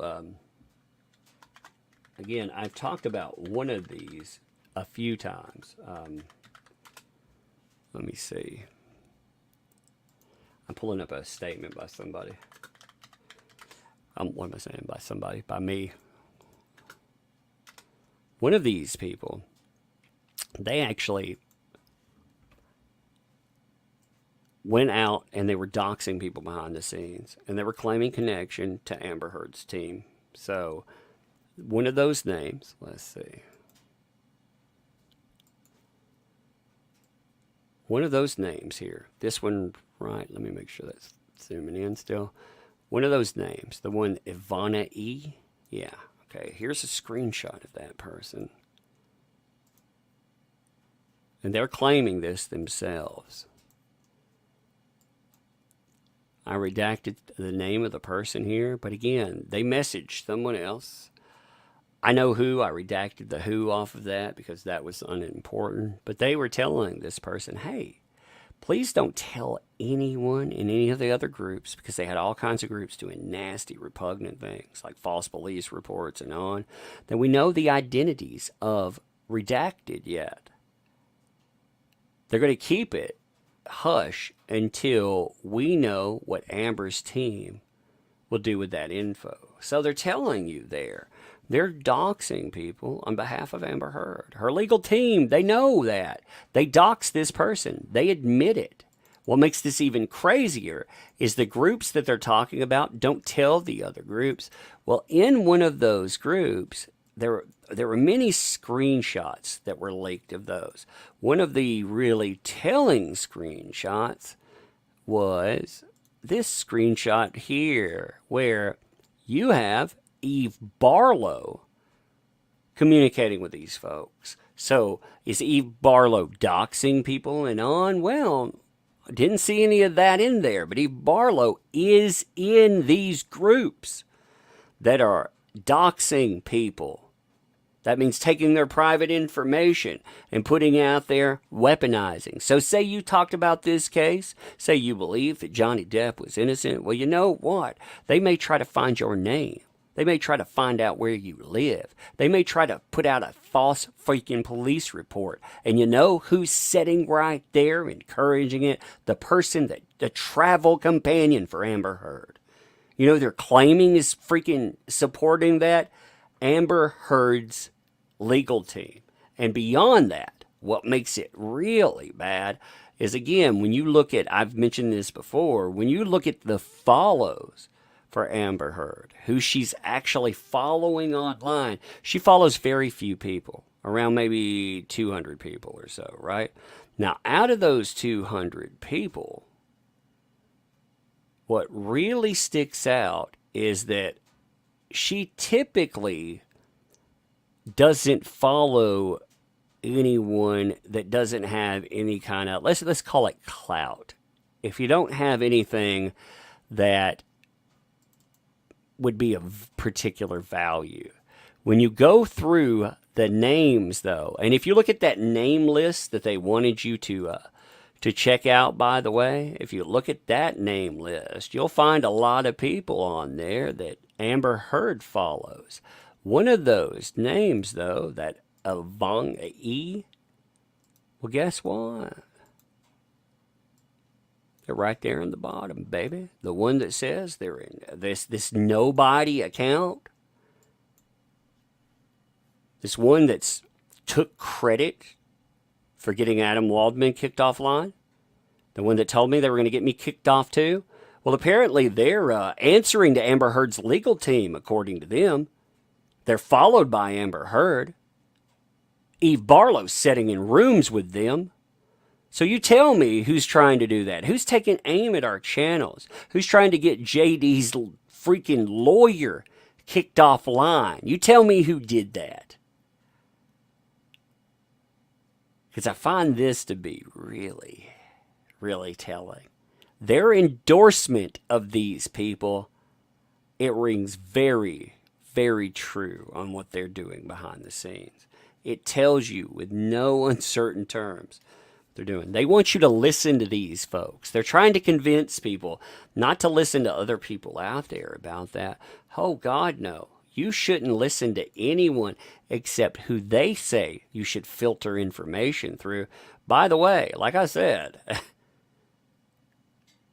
when you start looking at who those people are, though, I mean, it's frightening. Like, I would never filter any type of information through those people because, like, I mean, what could you trust through that?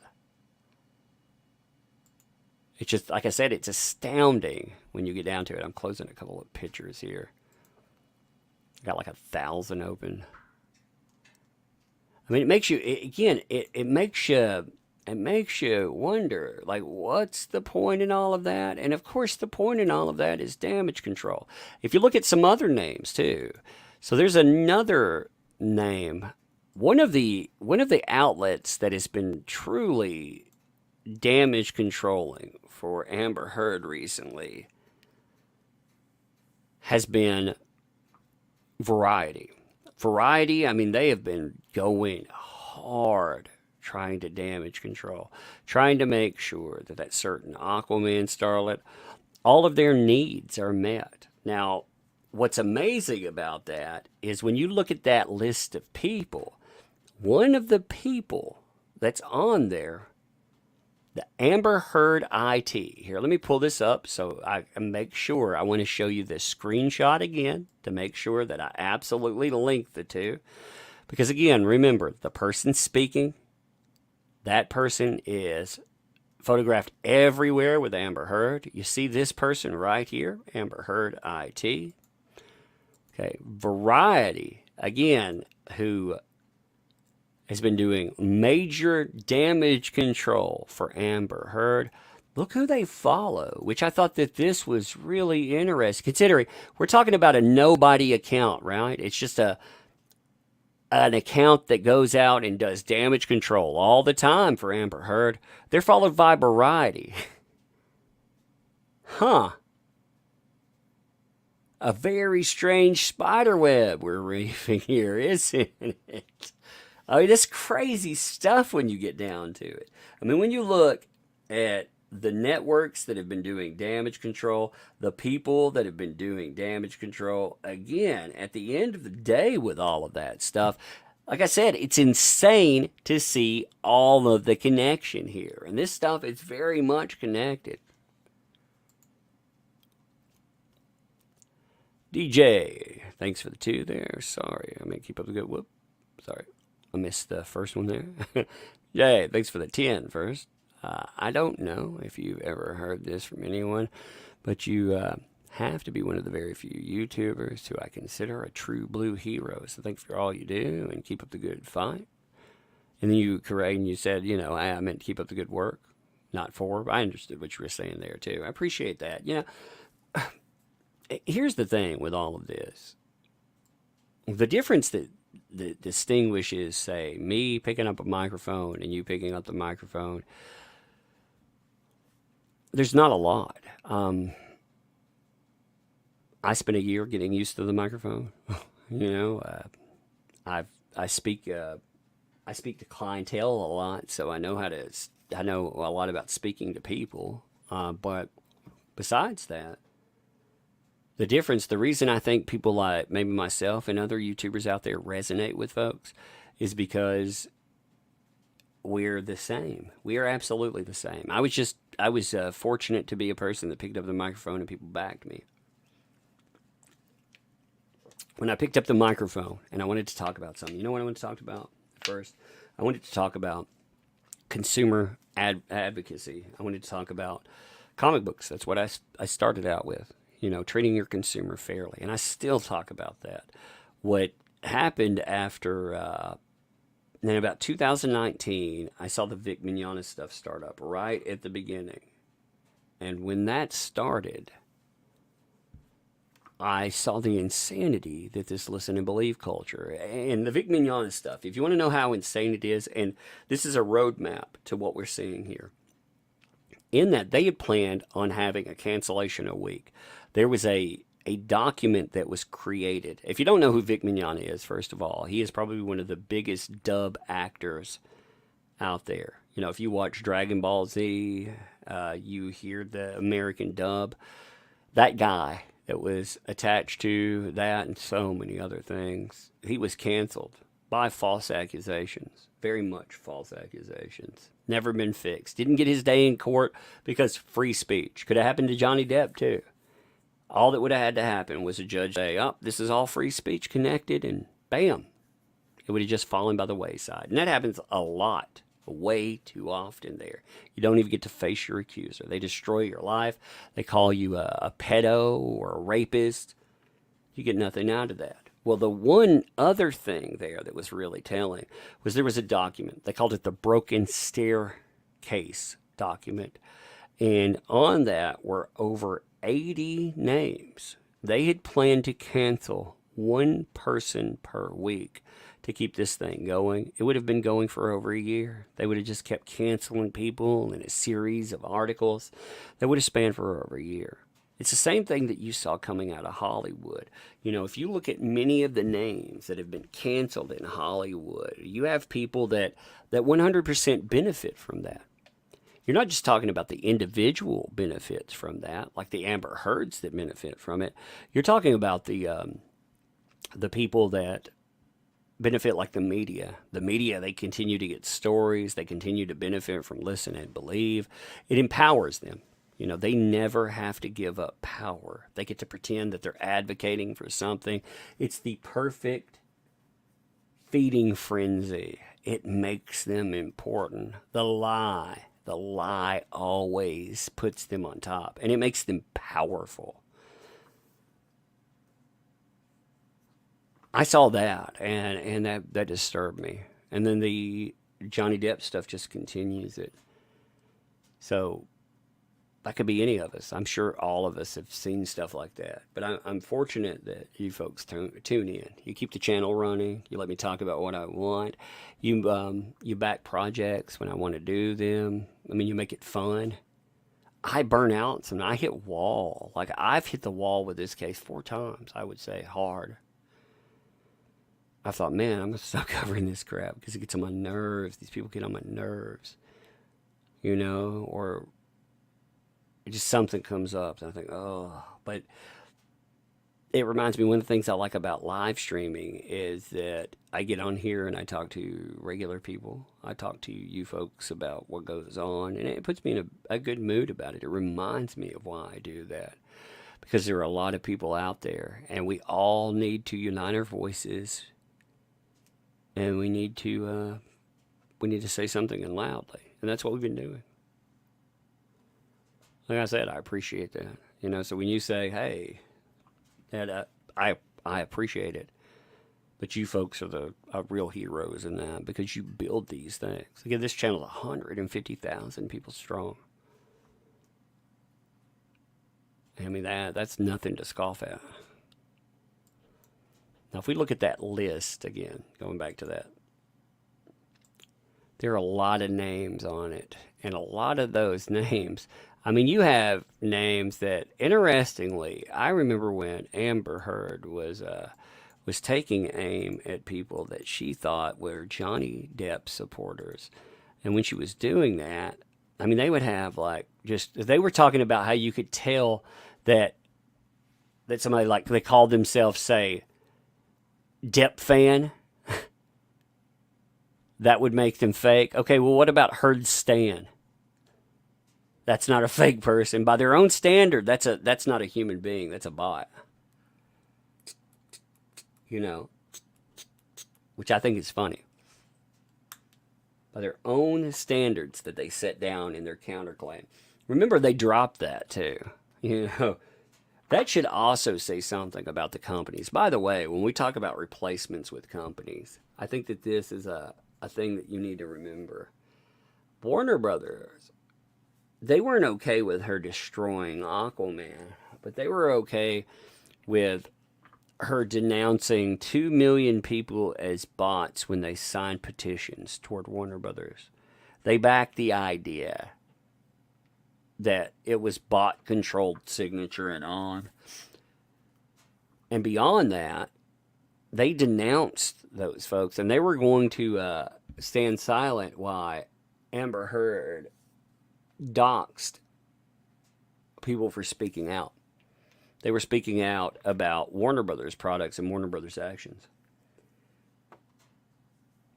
I mean, that's kind of crazy, right? That kind of stuff, it really sticks with me when I see it. Let me see. DJ, what's up? Thanks for the additional 5 there. That certain nameless person should have a kid with Ezra Miller and then go a Game of Thrones on each other. She'll be the husband, him the wife. I mean, pretty much. They were both in The Stand together. You know what I learned about them both in The Stand? They were terrible actors together. They were both terrible in that. Oh, Ezra Miller was horrible in The Stand. Ugh. I ranted about that the other day, but they were terrible in that. Both of them. Okay, Rab, what's up? Thanks for the 20. These nobody accounts are socks for major players and the troll organization that's being paid to attack our detractors. Yes, I'm sure. I'm sure that there are. We know, I'll tell you, it isn't it often takes the form of the web because high school level accounts follow each other, but it looks like this Ivana runs it. Yeah, you actually see that. So there's a main thing. This sounds crazy when I say it. Let me look this up real quick. There's a company that runs. Oh, here, I just need to show this to you. Give me a second.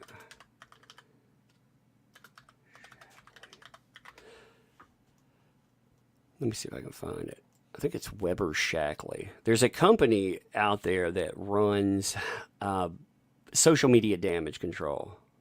And I think it's Weber Shackley. But I can't remember. We saw this in comic books.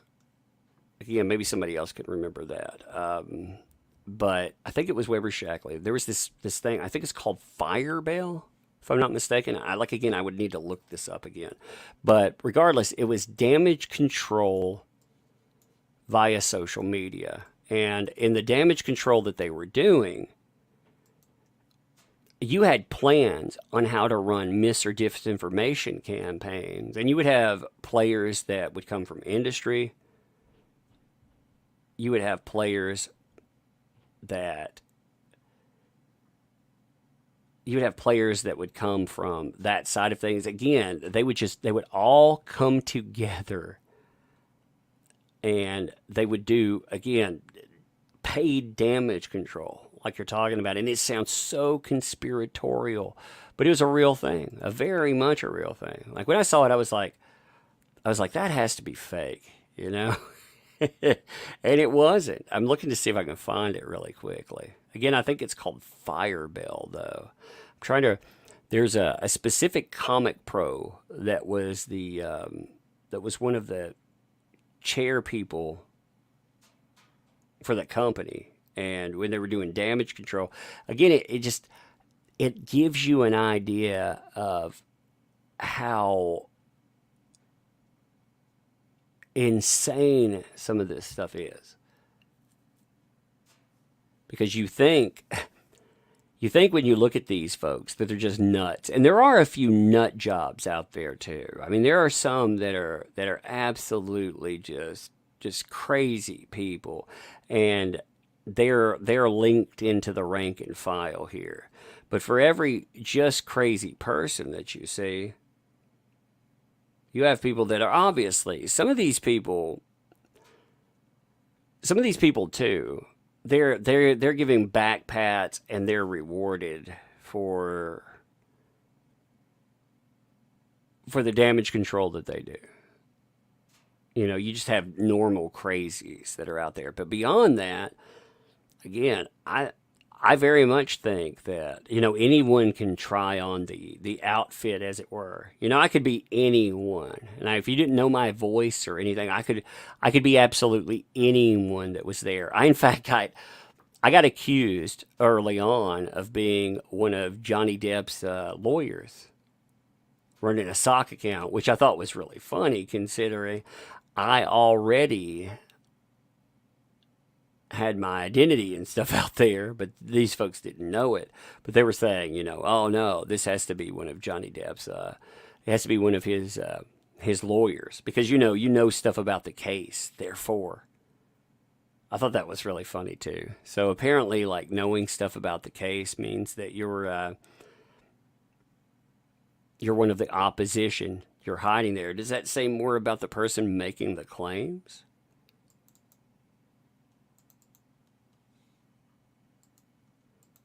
Let's see. DJ, thanks for that additional 5. I heard 2 new names for the certain nameless person.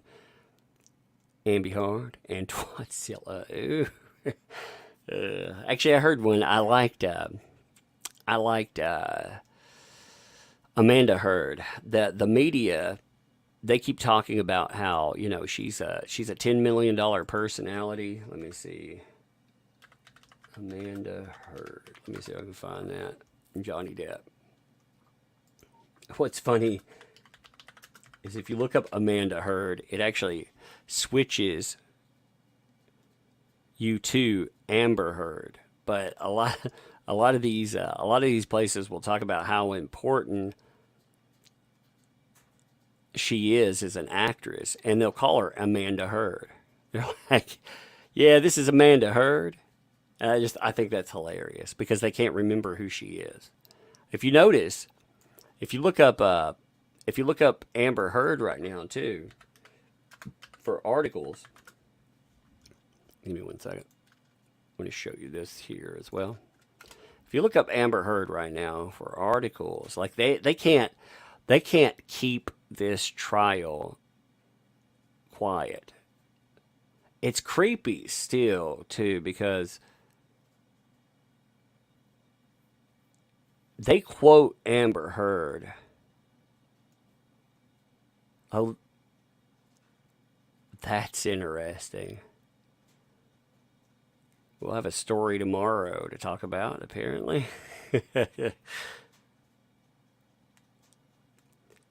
Instagram ignored online abuse directed at Amber Heard and other women, says a study. I want to see who conducted that study, by the way.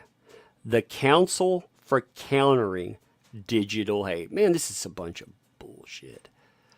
You know what? Now you're part of a hate group. Did you realize that? Did you realize that a company like, say, the ACOU, a company that profits all of this stuff, they run profiteering.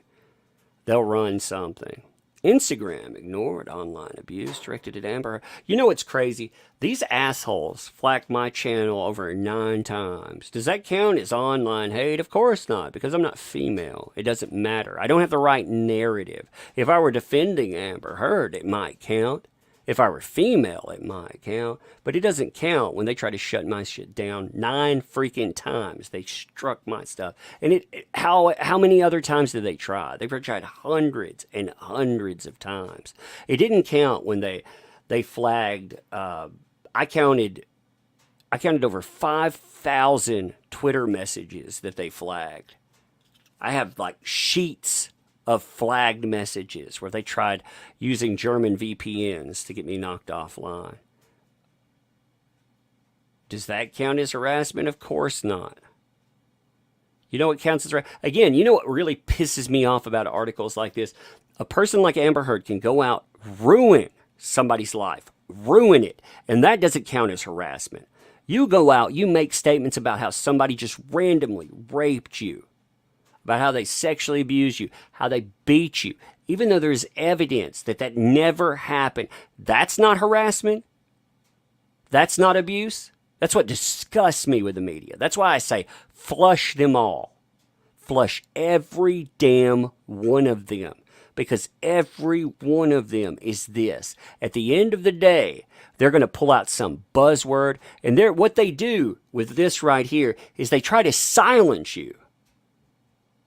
They have tried to go out of their way to shut your ability to have a voice down. Because you can't have a voice because it's not going the way of the status quo. They decided, in back rooms, while having their own little circle jerk, their own little drum circle that you weren't invited to, that this is the way things run. And when you get out of line, when they get a little scared of you, because, they should be scared of you because you have the power, not fear. Oh my God. You have the power to shut them down. Like if people actually start working together, you know why the Johnny Depp stuff makes them afraid? Because we have people on every aisle, every walk of life around the world. They all connected for this thing and they were loud about it. Politics didn't shut us down for once. You had people, conservatives, you had liberals, progressives, wokies, hardliners, like those that hate politics. You have everything mingle into one little thing because people overlooked their differences and they looked toward their similarity. If we could do that in life regularly, we would be so powerful. We could get anything we wanted done. But these people are afraid of that. So what they do is they brand that abuse because we all agree that this is ugly, that this is wrong, and that it needs to change. But we challenge their power. We challenge the status quo in it. So, of course, we have to be shut down. That's what pisses me off. Again, they'll label what you do hate, and they'll try to set up rules. They just arbitrarily create definitions for that, too. That's why I hate words like hate speech. What the fuck does that mean? It means any speech that they want to label hatred, that becomes hate speech. They come up with some nebulous place. The Center for Countering Digital Hate. Let's look that up, by the way. Let me look that up real quick. I've never heard of it before. Let me check it out. So that is from, I have never heard of this place. How long have you been around? Man, they have one of the worst looking freaking, man, this is I wonder if they've only been around since 2021. Let me see. About the CDCH. I'm going to pull this up for you. Because they have a copyright at the bottom for it. Okay, here's their website. This is the place that decided to call all of us hate mongers. Here's the place. See, I go down rabbit holes. This is one of the reasons that people tune in, like in comic books at first. What I would do is I would look at numbers and see if the arguments work. I like to go down the rabbit hole for it. This is the place that put out that report. Now, if you look at it, this is a crappy ass. Look at it. Look at how cheap the overlay on this looks. Look at how it looks. It's not. Facebook's metaverse is unsafe. One incident of abuse and harassment every 7 minutes. You know what we've become? We've become a society that values hiding in little insular groups, not hearing any of the noise that comes from outside. You don't have to respect that noise, but you have to tolerate it. See, for me, I would rather have, you know what, this may be a crazy statement out there, but you know what? I wish we would let the racists and the bigots and the true sexists, I wish we would let them speak. You know why? Because I know who the fuck to avoid now. You know? Like if a person's a racist and they want to throw it out there and they're truly a racist, I don't want to be around that.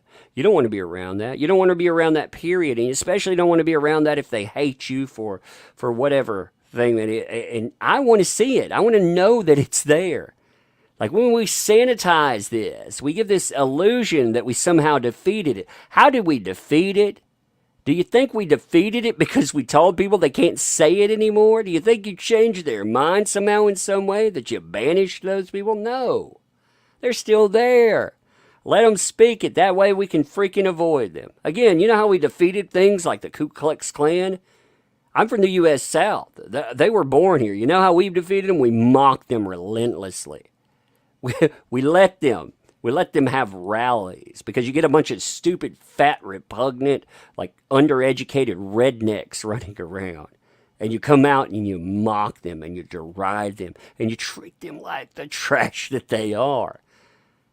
You find out they're not the boogeyman. They're like 6 rednecks sitting around that, again, they couldn't rub 2 brain cells together. Like, that's how you beat it. But hey. But these places like that, they want to label anything as hate. And this probably isn't one of, I'm going to go out on a limb and say, things like this, they were created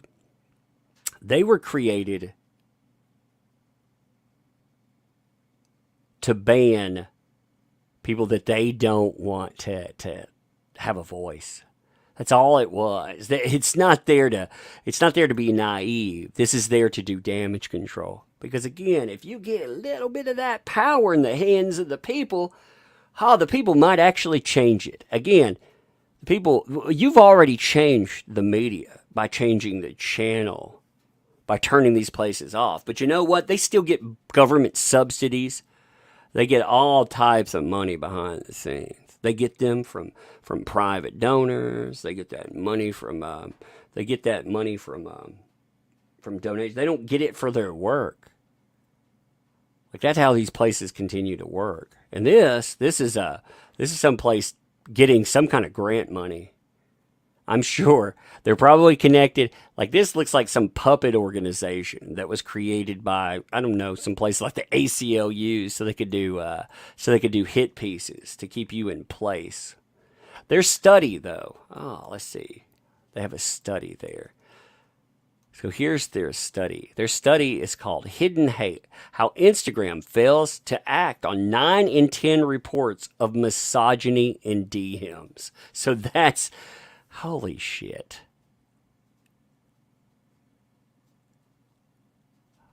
I'm looking for actual the investigative summary.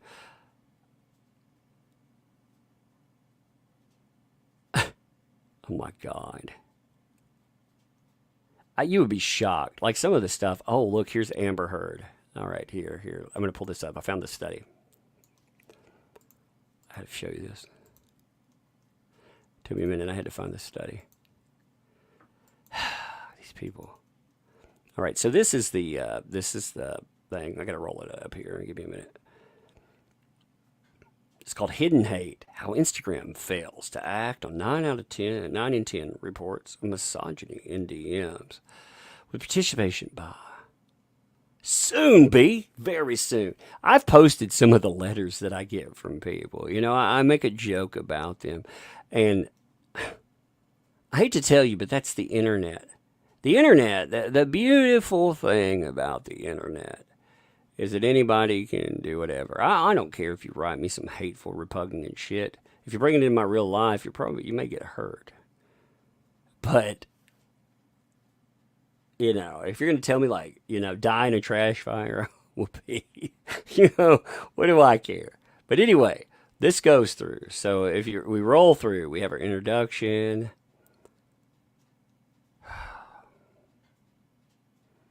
Executive summary. Participants.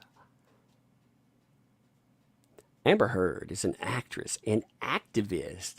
She joined Instagram because everyone else had something to say about who I was and what I was up to, and I was the only person not weighing in on that. So she gives you, let's break down again. I'm looking at all the different people that are supposed to be part of it. So they're DMs. So they go through what DMs are supposed to be. Again, Amber Heard and her cronies have tried to shut people down just for going out and covering cases. They destroyed a man's life. by a false accusation.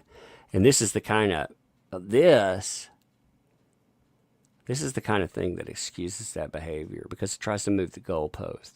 Because again, this is supposed to weaponize, this is supposed to galvanize women on her behalf. You know? Discussions on the case on social media often contain abuse towards her, as well as the promotion of conspiracy theories around the rate of women's false accusations of domestic abuse. So, again, they want to come up with this hard number about that. How the fuck can we ever be honest about the number of false allegations? When did we get to that point? You want to know a true statistic about there? People like Amber Heard pay fuck all when they do this and ruin people's lives. That's a true statistic. They don't pay. And they need to. They get to torch lives with impunity. And even if she's charged $50 million, you know what? Somebody else is going to pick up the tab. She will never learn a lesson. She will never stop being vindictive and crazy. Doesn't happen. Do you like my statistic there? These people, man, they drive me nuts. They never pay for any of this stuff. They never do. That you will never get honest results about that. How do you know it's a false accusation if we can't do anything more than listen and believe? We can't get most people to the courtroom. I mean, where do we even, you want me to tell you how societally acceptable this is? You could go on Amazon right now and buy a book called Damn, Destroy a Man Now. And Destroy a Man Now teaches you how to leverage false accusations, what websites to go on to destroy people and create false accusations, and even more. So do you think in a society like that, you're going to know how many people are falsely accusing others? The other thing that we have no idea about is the level of domestic violence abuse victims or survivors that are males. Because, like I said, if I were a domestic abuse survivor or a sexual abuse survivor, I would not talk about it. Because as a man, you will be treated like absolute trash. These people will be able to weaponize, and nobody will give a shit. Like, there will be some people insular, but not really. Like it's not going to get it's not going to be met with the social validation of somebody out there. Depending on the gear between my legs, I can be met with social validation. And again, I'm not talking about trying to say, I want to destroy somebody with it, just for empathy's sake. You will be met with scorn and ridicule because of the gear between your legs. So why would men actually report that? Because if you're a man and you were abused, again, Amber Heard said it best. Tell the world, Johnny. Tell the world that I, Johnny Depp, am a victim of domestic violence. See who believes you. She was right. She was right to a point. It was a very uphill slog. Now, she ultimately was proven a little more wrong than you would think that would happen, but it took a lot of fight. Like, again, people just automatically assumed that she was correct. When he came out, you know what's crazy? Like, as a male, if you came out with a story like that, the first thing you would be asked was, what did you do to deserve that? Again, in the same society that we rightly say women should never be asked, what were you wearing that night? Were you asking for it?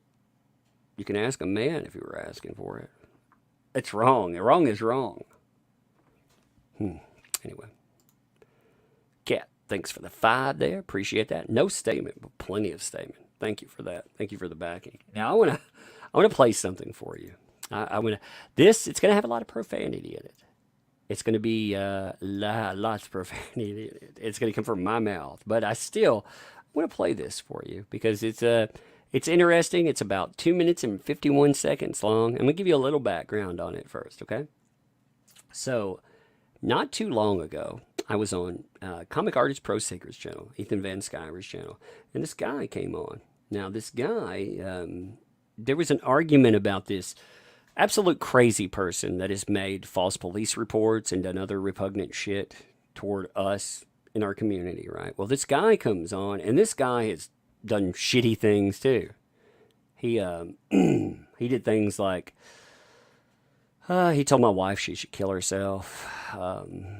These are the same people that these groups, they in 2019 they said, hey, before my wife had our second kid, they hoped they could drive her to miscarriage. Maybe they could drive her to suicide. So I get to talk to that guy, and I had a lot to say about how if you did this in real life, I would beat you with a fucking hammer. So somebody turned that into a song, and I would like to play that song because I think it's interesting. But it has a lot of profanity coming out of my mouth. So you're warned. If you're not into that thing, I can understand how you check out. But otherwise, you might enjoy a good song. Hey, Stony, what's up? Thanks for the 5 there. Amanda Turd is a terrible actor. I hope her contracts get terminated due to differences of views or breach of conduct. Keep up the good work. Thank you. Thank you for that. It's Chaos. Thanks for the 2 there. Do you want Astro Boy or Mega Man as robot helper? I've always been partial to Mega Man just because I played the games back when. Hey, Cat, thanks for the 5. Tug, please consider donating some comics to kids staying in domestic violence shelters. They could really use the escapism. Yeah, in the area, what I'll do is we have our areas here, okay? I live in the Southern Appalachians, and in the Southern Appalachians, we have, well, I'll talk about that. I want to play the song, then I'll talk about that. Again, if you're not into the profanity or anything, I can understand, but anyway. Enjoy this song and make sure if it comes on, it may be loud. So if you have headphones on, I'm going to give you like 10 seconds to make sure that you can adjust that because I don't want to deafen you either. I don't know how loud. I had to upload it into my sound area here, so I don't know how loud it'll come across, but it'll be 2 minutes and 50 seconds. I'm gonna let it play, okay? I didn't create this. Finatra created it, and I like it. I thought it had a good beat. So anyway, enjoy. 2 minutes, 50 seconds. It's Phantasmagorical. Thanks for the 2 there, too. I love the hammer song. Yeah, that's what this is gonna be. So it's the completed version. Check it out. Technology. You know who these people are? You guys are all the same. You are not clean. You have no backbone, no spine. None of you. Like I said, if you ran into me in real life, you would be afraid. You would not pull this shit in real life. What did you say about my wife? What you said? You know, you wouldn't say that to my face, though. Again, but you fucking think that you can hide behind a keyboard. I know who you people are. If you ran your mouth like that in real life to me, I will beat you with a fucking hammer. Motherfucker! And I'm not kidding about that. I'm the kind of person that you should be scared of. You are not fucking man enough to step to my fucking face. And no, you listen to me. I don't fuck with your families. I don't do any of that shit. Did I say that? Yeah, you fucking my fucking God, dude. Show me the post right now. Did I say that? Show me the post right now. My fucking God, dude. You would not do that shit to my face. So again, you need to think the fuck about what you do online because it has real fucking world consequences.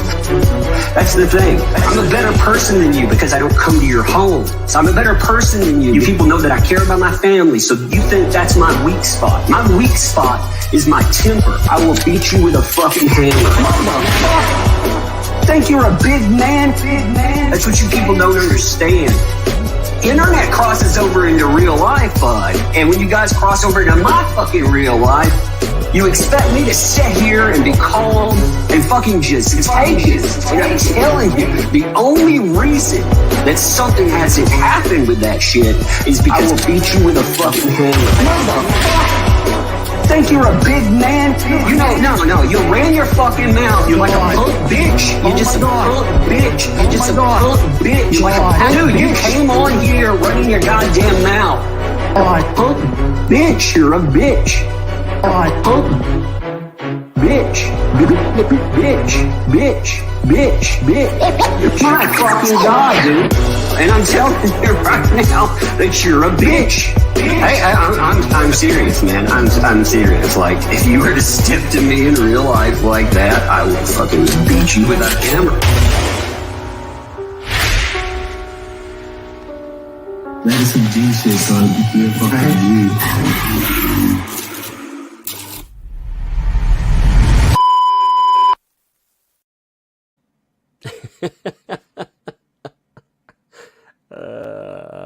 That's a good song, though. That is from Finatra. If you've never checked out his channel, he makes all kinds of songs. He sent me this at first. He was like, if you want to debut that, you can. I was like, man, that is fucking banging. That's actually a good song. But that's true. Like, there are crazy people out there, and they never understand that if they were to do this in your real life, that you would beat them with a hammer, you know? That's hint. Somebody sent me my avatar with a hammer. That's why my avatar has a hammer. But anyway, I thought that was good. I enjoyed it. I wanted to play that like yesterday, and I couldn't get the sound to work, so I finally uploaded it. That should be an outro. Yeah, probably. I thought about adding that to the channels. To this channel stuff. Again, that's the guy who puts those together, though. He puts together a really good song. But it is interesting, you know. Again, people online, you know, they talk about, that's what amazes me about people like Amber Heard. They talk about hate. They talk about nastiness. When in reality, I've seen some of the things that the people that support her do. I've seen the screenshots of them filing false police reports. I know the YouTuber that they filed false police reports against. I know who they are. They called Scotland Yard and filed false police reports and bragged about it because they didn't think anyone would ever see it. So, you know, it's astounding. There are a lot of tough people behind the keyboard, you know. I don't know. I like that though. It was very cathartic. I enjoy props, by the way, to Comic Artist Pro Secrets, Ethan Van Sciver. I found it very cathartic to yell at the person for about, I don't know, 15 minutes, you know, and to tell them that they were a punk bitch over and over again. I need a drink though. Yeah, Scotland Yard. It was in the UK. It was a UK filing. It wasn't a US filing. They were filing against somebody that was in the UK. They file false police reports in this area, like there, but they were filing against Johnny Depp people. Yeah, there was a Scotland Yard police filing. It was just, I was like, Jesus, man. Like, some of the police reports are crazy too. Like what they were alleging about people was they were alleging like these people were abusers. They were abusers of women. Again, they were filing false police reports, but they were making false accusations against somebody on the record. I personally thought those people should have contacted the police department just to know, because in the UK the laws are different. I'll tell you though, in the US it's very hard to get. We had false police reports filed. Talking about, again, I've discussed this before. But we had false police reports filed and they did this just openly, where people contacted law enforcement and said that there were bodies being dumped by us. Here we go. Check this out. I'll show you. Like, because I have a little. I've talked about this before, but I want to tell you how that works in the U.S. So you can see, like, this is somebody posted this. They posted a screenshot of their telephone calling Warren County. That's where I live. They said the sheriff's department. Okay, well, actually, they were calling a different department, but they were saying, I know about the disappearances after all. People have gone missing from the family property currently resides at, and there's already a report filed at the Warren County, Tennessee prosecutor's office. This incident will be added to it. So they openly admitted online that they were filing false police reports. And one of these people, even more, they said there was an incident added. So that was 2 incidents. Somebody came here and filed the first one. They came to where we live. And in this little town, we have 13,000 people in this county. Not the town, the county. Like the entire county only has 13,000 people. And because, it's rural. We live in the rural South. And with the police knowing that and having evidence, they still don't want to do anything about it. They'll put down an informational report in case that person wants to come to your home and something drastic occurs. Like you have to do something drastic about it. But besides that, good luck getting anything done. But in the UK, maybe it's different. I don't know. But there are a lot. People think that law enforcement will do something for it. Psh, they don't do anything for you. It's amazing. Like I thought the line would be, we had some people very openly talk about murdering, and excuse me for saying this is pretty graphic, but they talked about murdering and raping our then 5-year-old kid.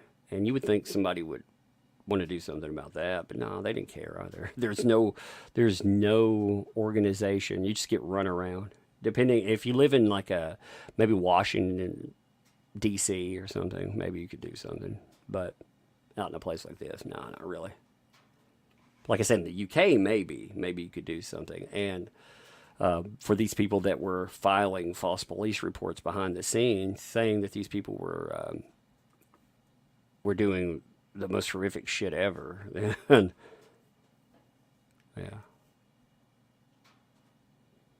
yeah, people do weird stuff. Now, I bring that up, too, not to complain about it, but just to say, that's what, if you're ever a YouTuber, I get asked, like, what's it like to be a YouTuber? Well, just expect crazy people. You inherit your distractors. If you pick up that microphone, this is a lesson. If you pick up that microphone, it doesn't matter how small you are. You may have 5 followers, but if you are talking about something big, the people that have the counterpoint, you inherit them. The comic people were crazy too. They were crazy as hell. Like I was shocked by how crazy they were. Hey, speaking of comics, let's pull the comic up real quick. Oh yeah, somebody mentioned they were asking about charity and providing copies of comics to domestic violence shelter. Let me reload. I think that's a good idea. Here, oh man, look, we got a few more. Awesome. Look, we're rolling at 93. Like I said, if you haven't backed, you want a good thing to back. People have tried their best to shut what we do down. Pfft. Good luck with that. I think it's a beautiful message to them too. Good luck with it. Yeah. But this thing has been riding strong, and we've gotten plenty of messages about how we're going to get it shut down. It hadn't happened yet. I don't think that's going to work. So, yeah. But industry supported all of this. Industry, in fact, when I talk about the insanity with that, when all of this first popped off, what was interesting is we inherited many are crazy from the comic world and from the anime world. We had a voice actor that actually participated in Doxxing, but the people that were cheering on Doxxing, they were high-profile people with Marvel and DC Comics. They were okay with that. They were totally okay with that. Because, again, you're talking about something that runs counter to them. That's why, when I talk about these things, I don't care if their behavior changes, because their behavior led to some repugnant stuff. Like Warner, again, they've had to scrap every person that works there. They've also, if you look at new articles that have recently come out, let me show you something here. So there's a new article talking about comic books that was talking about the damage done to industry. And again, this is all under the reign of Warner. Let me pull this up real quick.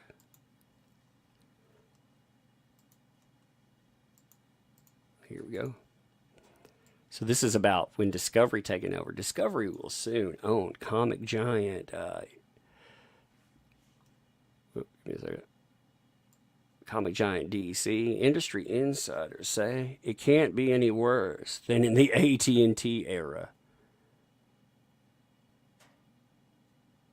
I mean that, like I said, that's something. That statement is absolutely something. It can't be any worse than what they did to it, because Warner ran it into the ground. They did some horrible things. And again, even if they change what they're doing, do you really need that Batman comic enough to excuse what happened? Or do you really need that new Warner Brother movie to pay for it, not to see it? You can watch or view, you can view anything that you want. It's just, do you put your money behind when you view it? You know, the internet has made it so easy to go out and to pick up something. It's easier for me to go on like getcomics.info and just pick up all the comics that would come out than it is for me to go to a comic shop and pick them up. So I would much rather support my comic shop, though. I like the people that are there. They're actually nice people. It's a mom and pop business, you know, a person in the community owning it. So I pick up old graphic novels or, you know, manga or whatever I can to help them out. They're nice to, they're also nice with my kids. I like that. They actually, here's a crazy thing too. So my comic shop offered to talk about, post, and even host some of our independent comics because we're a local creator. But I know that there are crazy people out there that if they did that and they saw one of our products there, they might burn their building down. And they very much, that may sound crazy, but that's the way that they react. They're crazy. They're crazy people. So I'm afraid for them to do that. I'm absolutely afraid. I wouldn't want them to go through that.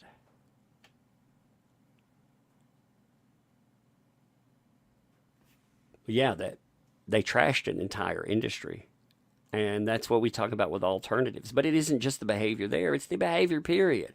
Like if you get tired of this behavior from these companies, you as a customer should not be treated like trash.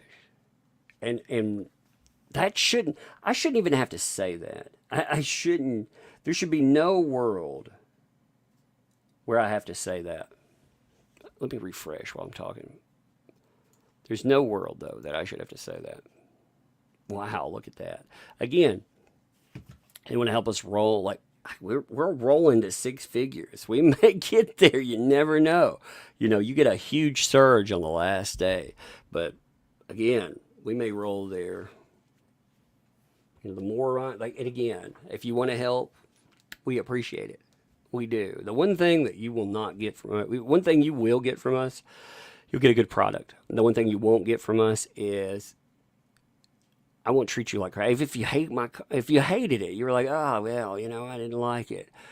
If you have constructive feedback, that's fine. We'll listen to your constructive feedback. And if you disliked it and you wanted to line a bird cage with it or throw it in the trash or set it on fire because some reason you didn't like me, you bought it. I'm happy. I'm happy you bought it. That's all we needed with it. But I don't think you'll ever do that.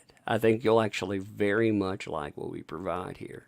The thing is, like, you should be respected as a customer, period. We've delivered 2 comics before already through crowdfunding. Crowdfunding is a promise that we will deliver. You know, when we hit this goal means nothing. Like, people see that and they're like, what does that mean? Well, all I'm saying here is we will create a product at 10 grand. Now, how much does it cost to create that? Much more. Well, I would have been out of pocket for a lot more money if we did that. But you know what? It is what it is. You know, if I guarantee our people get paid. I mean, it's an endeavor that's worthwhile. And luckily, we don't have to do that because a lot of people, they've always backed what we do. And like I said, I appreciate that. But the bigger it gets, too, the more that we add on.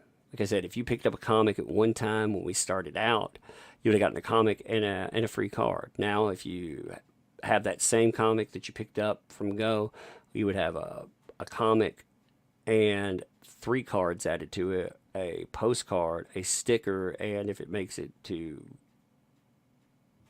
really, what is it, $7,226 more dollars, then we'll add probably 4 more pages to what we planned, and we will also, on top of that, we'll add something else. So you'll get, again, it's part of crowdfunding. It's the fun thing. But we start creating then. Now, we've already created, we've got about a quarter of the comic book done so far. It's already scripted and worked on. There's about a quarter there. The mini comic, it is in process, the writing process of it. The mini comic comes together really fast. We'll have to, after this finishes, the first thing I'll do is create all the bonus stuff. I'll send that out to get it done. But what we're talking about here, again, I always hate calling this a comic book because it's not the length of a comic book. Yes, it is a comic book, but the length of a comic book is very deceptive. 18 pages after you remove advertisements, that is your standard comic book. What we're offering here is a 40-page. If it makes it to 100K, we'll go 44 pages. So it's much lengthier. It's over double what a comic book would be. It's like a graphic novel light, That's where you can go with it.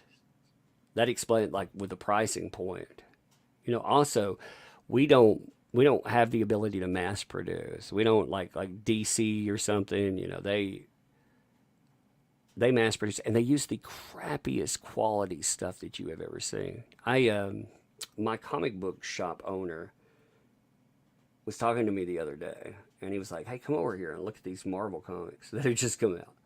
When I picked them up, they were the thinnest paper. They felt like they were made out of tissue paper. The covers and the interior is terrible. I mean, they were just awful. We used heavy paper. We used the highest quality that we can use. Again, we want you to have a good quality comic book, and it costs a little bit more in production level, but who cares? Like that, we want you to have something that it will last. It's actually worthwhile. It's worth picking up. We mail in these things they call a Gemini mailer. You can look them up. They're made to mail comic books. It's like a cardboard fortress. You put it in there, you fold over cardboard flaps, then you fold over this big other flap, and this thing wraps around it in a cardboard flap. So it's like a cardboard fortress. They're very worthwhile, and they keep things from getting destroyed, So, we take care to get it to you there. But again, all ages. Everybody should be able to enjoy comic books. And that doesn't mean kids. Like, all ages, a lot of times it's code word for kids, and I always hate that. All ages should be kids and adults. Everybody can enjoy it. But, if you're writing a kid's book, say kid's book. Don't make it code. Don't code it out so you hope you get more buyers. But we make on all ages. Like, again, it's meant so everybody can enjoy it. When you look at this, think Twin Peaks meets classic monsters. That's the best way to go with it. The littlest umbrella has vanished. Sightings of strange creatures, reports of missing hikers. Has our detective's daughter gone feral? Again, you can look at the artwork. Great artwork. I'm very partial to this as dad. The little umbrella girl, that is the avatar for my daughter. When she was 5, she used to wander through here. She'd like to come in and talk. If you listen to our broadcast, that happens quite a bit, a little bit too often sometimes. Well, I love for them to come in and goof off and cut up. But at the same time, she needed a way to present herself and a way not to tell people her name. So we call her the little umbrella girl. And that was her avatar. So when we created something, it'd be fun. But she has her artwork.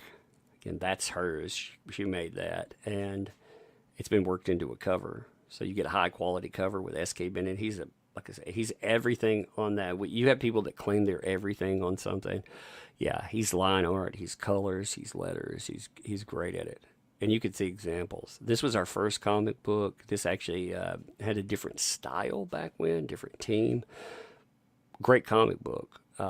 But you had Kyung Lee. You can see his take is more of a traditional manga style, which is a pretty cool take. But you can see, it changed with the second book.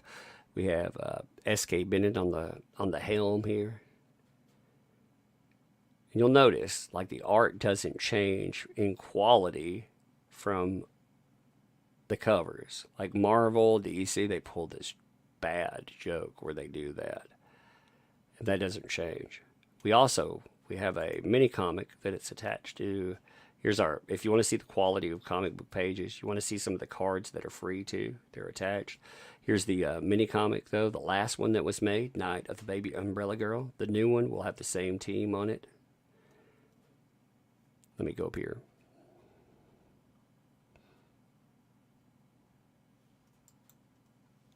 Pull this, give me 1 second. So Tears, just a note. Monster Bundle again. You know, you have these huge comics. The first comic was 44 pages, I think, plus points. So it'd be 44 interior pages plus the 4 points. That'd be cover interior. So, you know, the cover and the interior count as pages. So it would actually be a 48-page comic book. So that was you know, like I said, they're big books. You know, then you have a 40-page for the second one. So you have 1, 2. You have cover A, B. So that's book 3. You have mini comic, new one, sketch card. If you want to add on the old mini comics, you can. I don't know if I'll ever reprint the mini comics. I don't ever plan on reprinting the first mini comic. We have so many of them, and when they run out, they're gone. That's the goodie bird. It's attached. It's a cute story. I like it, but when it's gone, it's probably gone. Then we have our S.K. Bennett cover, our Umbrella Girl cover. Again, if you want to donate to charity, if you want to do a good thing, you don't want a comic book. If you've never checked out comic books, though, don't sell yourself short. You know, you could back a comic book. Back that. This doesn't have shipping. If you wanted to back this, you could back 2 times with something if you wanted to do that way. Or if you just don't want to pick up a comic book,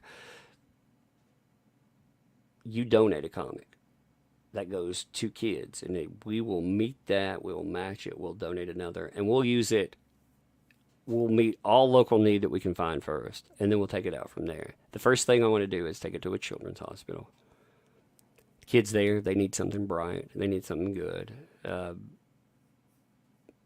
It can do real world good. And from there, we'll find there's a lot of need. So there's definitely more need than you can meet sometimes in real life. And remember, like I was saying before, we have organizations that come in and they will meet physical needs, and that has to be met. Clothes, food, whatever. After that, we meet those needs for kids, maybe on a birthday, maybe on Christmas. But besides that, these kids, I mean, they get nothing. I had a kid, we pulled an angel tree 2 years ago, and the kid wanted a pineapple because the kid loved pineapple, and he never would get a pineapple otherwise. So he asked, his present that he wanted was a pineapple. I thought, man, that's like, you would even overlook. Like, if I wanted a pineapple, I'd go pineapple. Like, the kid had to wait till Christmas to get one. I was like, geez, man, that's fucking sad. So kid in that level of need, they're never going to have something just normally given to them for free. So you giving something is a powerful statement. Here's some escapism. Also, someone gives a shit about you, bud. You know, we gave them more than a pineapple too. I was like, oh, you know. I got my gift certificate. I was like, go buy all the pineapples you want, buddy. You do you, man. They were like, oh, you can only give $20. What are you gonna do? Like, you're gonna take me to giving gift jail? You know? I slide a $50 gift card in there. You're gonna take me to giving gift jail because I don't see you do anything about it. I don't think I'm gonna get ratted out either. You know? They were like, oh, $20 gift max. Forget that. Some kid asked me for a pineapple, socks, and deodorant.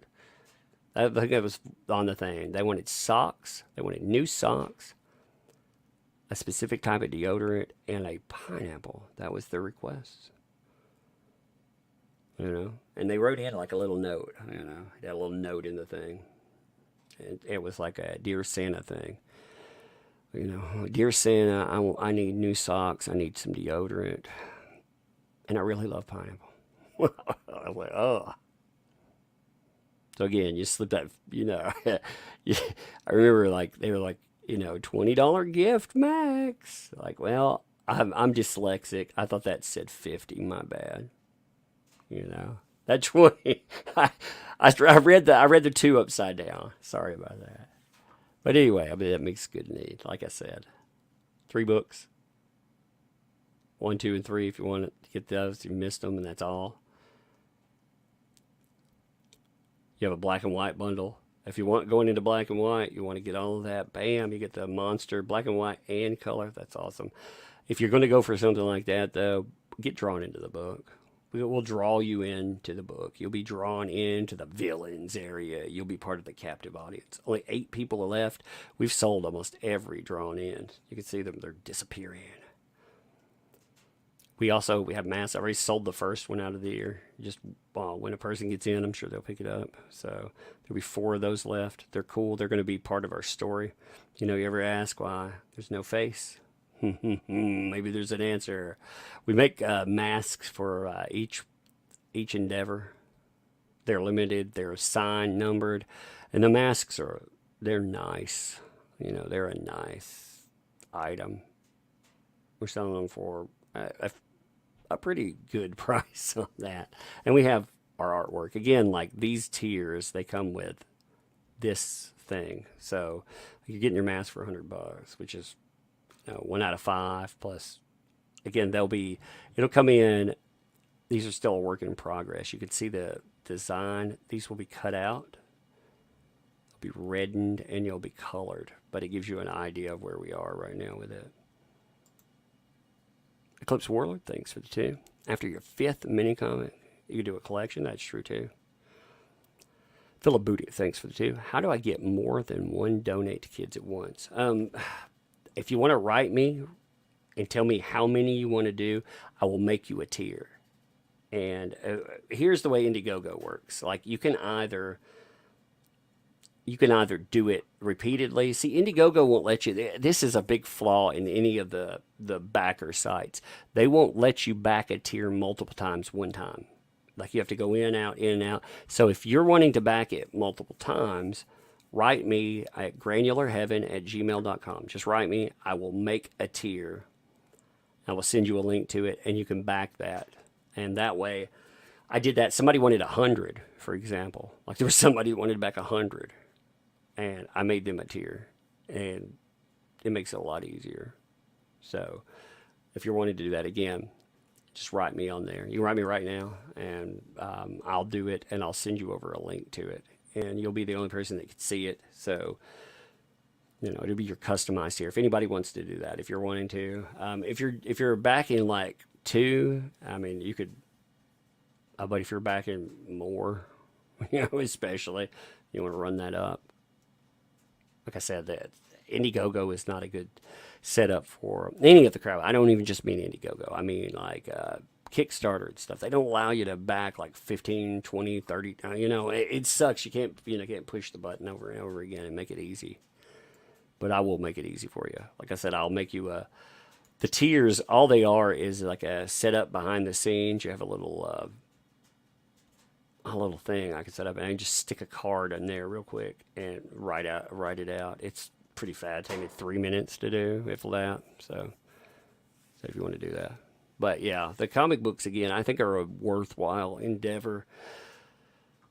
Comic books by themselves, if you look at a physical medium, some people are like, why not do comic books that are digital? Well, first of all, when I look at comic book, my earliest comic books are great because when I pick them up, comic books do this thing. They provide escapism. You can enjoy it. You can return to it. But also, they have a thing about capturing the moment, like any escapism.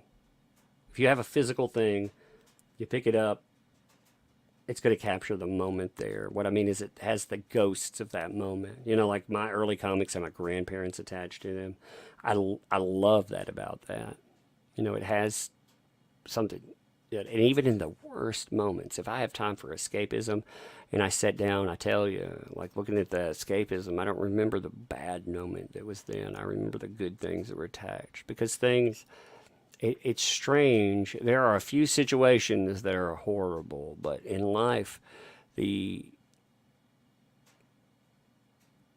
constant, the standard is a lot of times, when you look at something, you remember the good even in some of the worst situations.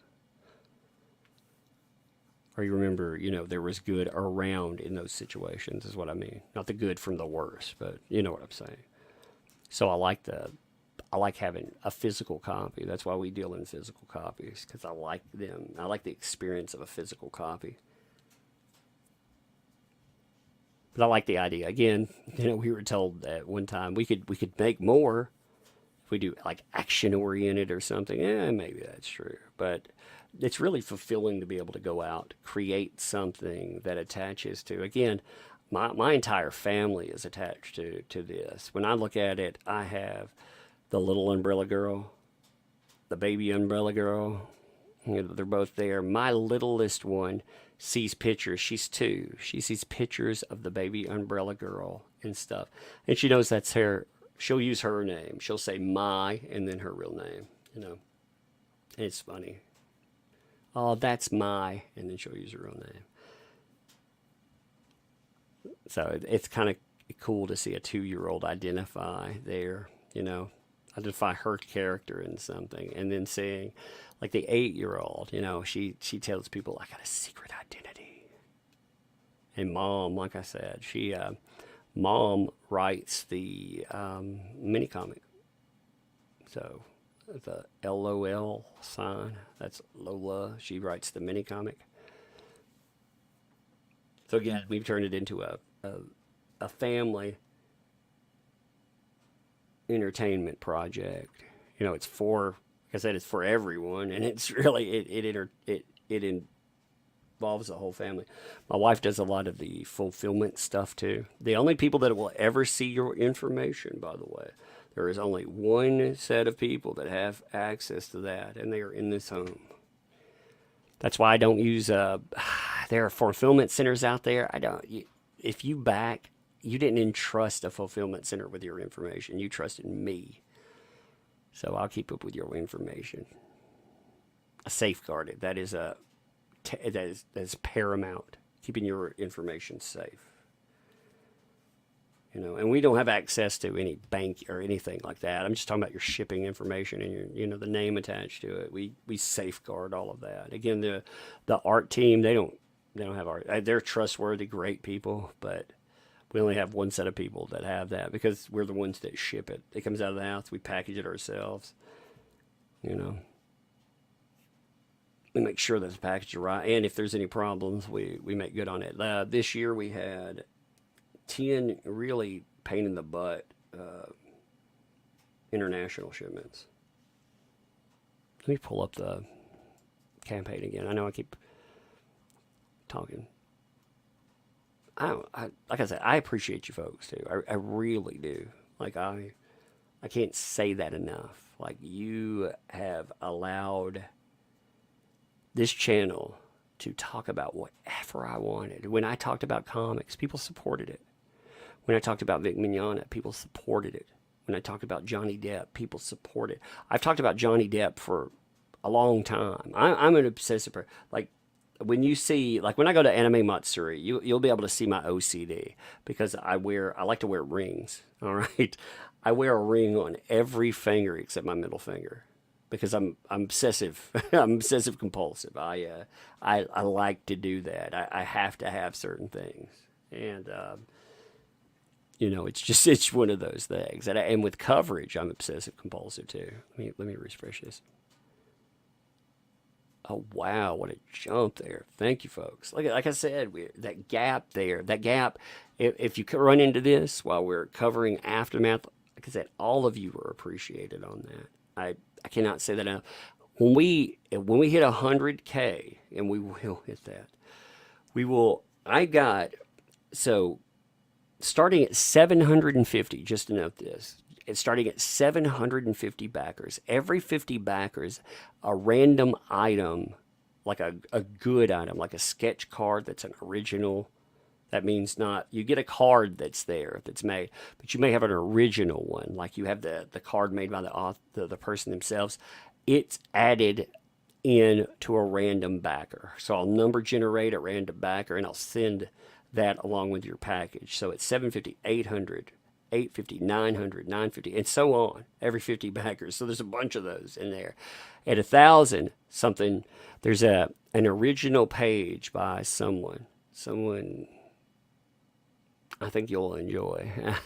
It'll be added. One of you will get that. Will probably, I think it's a $600 item, so it'll be added just because it's not from this campaign. It's just a random thank you. So one of you will get something really awesome there. And then at 100K at backers, if we make it there, I will add something pretty awesome too. So, you know, there's, like I said, it's just a thank you. It doesn't have to happen, but it should. I think, again, it's fun to reward the backers there, because you do stuff, you know, you make this stuff work, and why not? It's fun. You see, Tuck likes bling. Is that why I do things at 50s? Yeah, actually, that's also why I do things in increments of 25. You'll notice, like, well, it also shows success. Here's something for people who campaign. Your goals should never be too far out of reach. You should have a daily goal. Your daily goal is something that you know you can get to. Like for myself, I aim for 25 backers a day. That is my goal for the day. If I surpass that, awesome. But when I'm talking to you, I want you remember, goals are not just for you to set.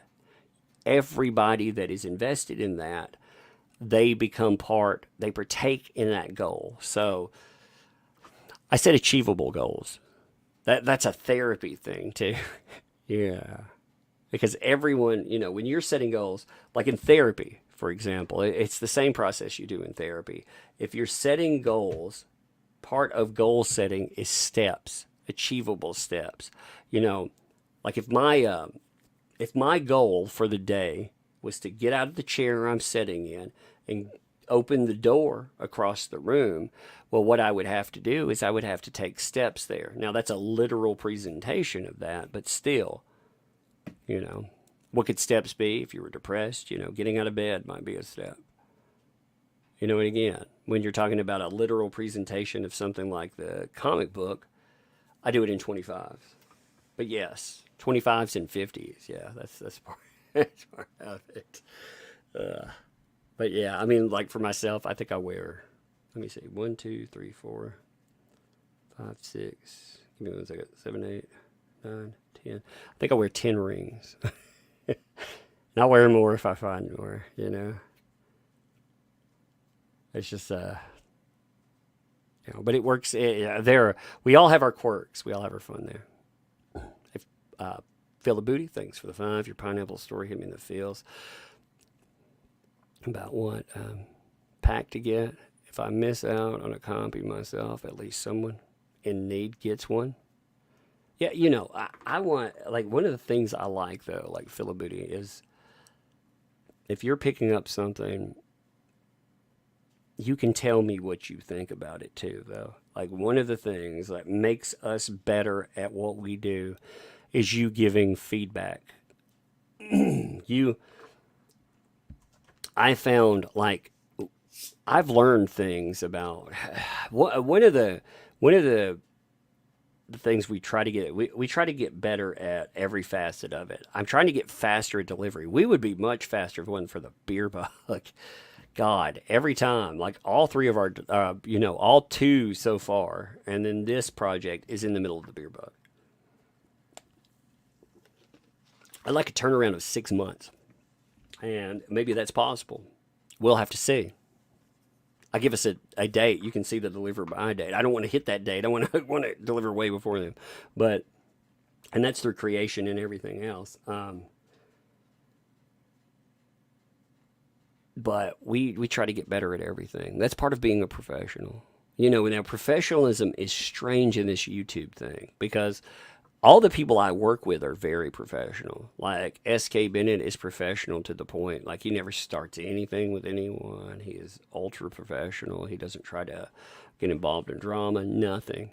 The same thing with Kyung Lee. Kyung Lee, very professional. You know, they believe in that. Now, as a YouTuber, part of what I do does stir up controversy. And sometimes, you know, if you talk about like beating someone with a hammer, that's going to stir up some controversy too. But by and large, you know, part of professionalism, one of the things, when I first started covering comics, I don't know if everybody out there has heard the word Comicsgate. You know, that was a label that was created by mainstream professionals, Warner Brothers creators, DC Comics creators, trying to say that if you talked about wanting better quality, or if you talked about something, we didn't just call you a bigot. It's the same thing you see with Johnny Depp support. They would call you Depp-anon. They call you crazy stuff, right? Bots, whatever. Well, they created this term where they could other everyone. The difference in comics is people took it back. They were like, all right, you're going to call us that to try to ruin our lives. We're going to turn that into something as a rallying cry. We're going to hold up a sign and we're going to say, right here, we represent wanting to bring quality. We represent wanting to bring these professionalism, and that's what I try to adhere to. You know, my message has not changed in that. I hope to bring a good product to people, and I hope to treat you well as a customer. You know, again, you and I may disagree on certain things in life, and you have the right to it. One of the things that I do with my channel, anyhow, is it's the same thing like a Rekieta law does. You know, you can argue, you can have fun, you can disagree. You know, there are very few rules that come down the pipe, and that is respect for people that show up, and you extend that into the comic book realm. You know. What loses people customers should never be repeated. And again, I can never speak for another independent professional out there, but I can speak for my team. My team can act a certain way. My team will do that. I would say or else, but I don't have to do that. My team is just a bunch of professionals. That's what I like about them. Like S.K. Bennett is a super professional. 6 a.m. is a super professional. And so on. I was going to get my ancient iPad, so I wouldn't see Chad. I was good to listen now. What's good to, by the way, soon, let me see what time Yellow Flash set this for, but very soon, we're going to have Flashcast. Let me check. Let me roll this over. Like I said, if people catch this in the aftermath, backing, you see the days left there. It's our days left in our 30. Bam, 93, 339. That's crazy numbers. But Yellow Flash, we have Flashcast tonight. Whew, after Flashcast, I'm going to sleep. I'm going to sleep for a few minutes. Let me pull that up.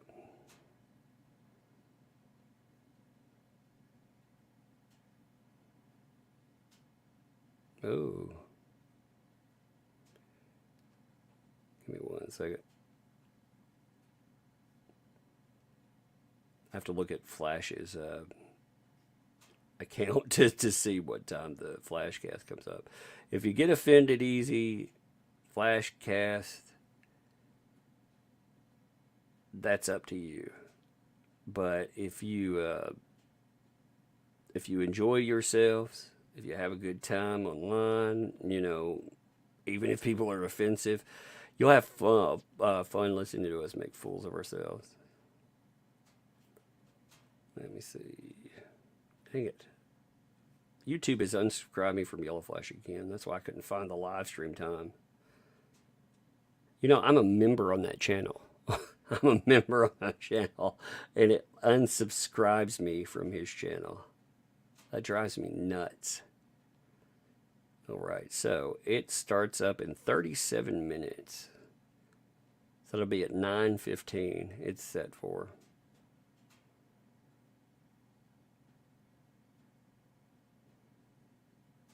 We'll be covering, actually, Justice for JD. That's part of Flashcast. We'll be talking about it. We'll be talking about Will Smith and the DC Comics mess. So anyway, check out the comic stuff. I'm going to end here. I'm going to play some Sexy Toast. I may start playing that hammer thing as an intro or an extra. But yeah, if you want to write about, like I said, if you want to pick up multiple comics or anything like that, people, like I said, I'll set you up a tier and you don't have to work yourself for it. So it's totally up to you.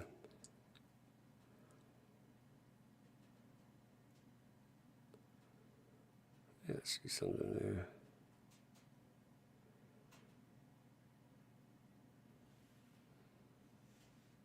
Okay, 1 second there. Let me make sure I pull this up, and then let's listen to some Sexy Toast. We got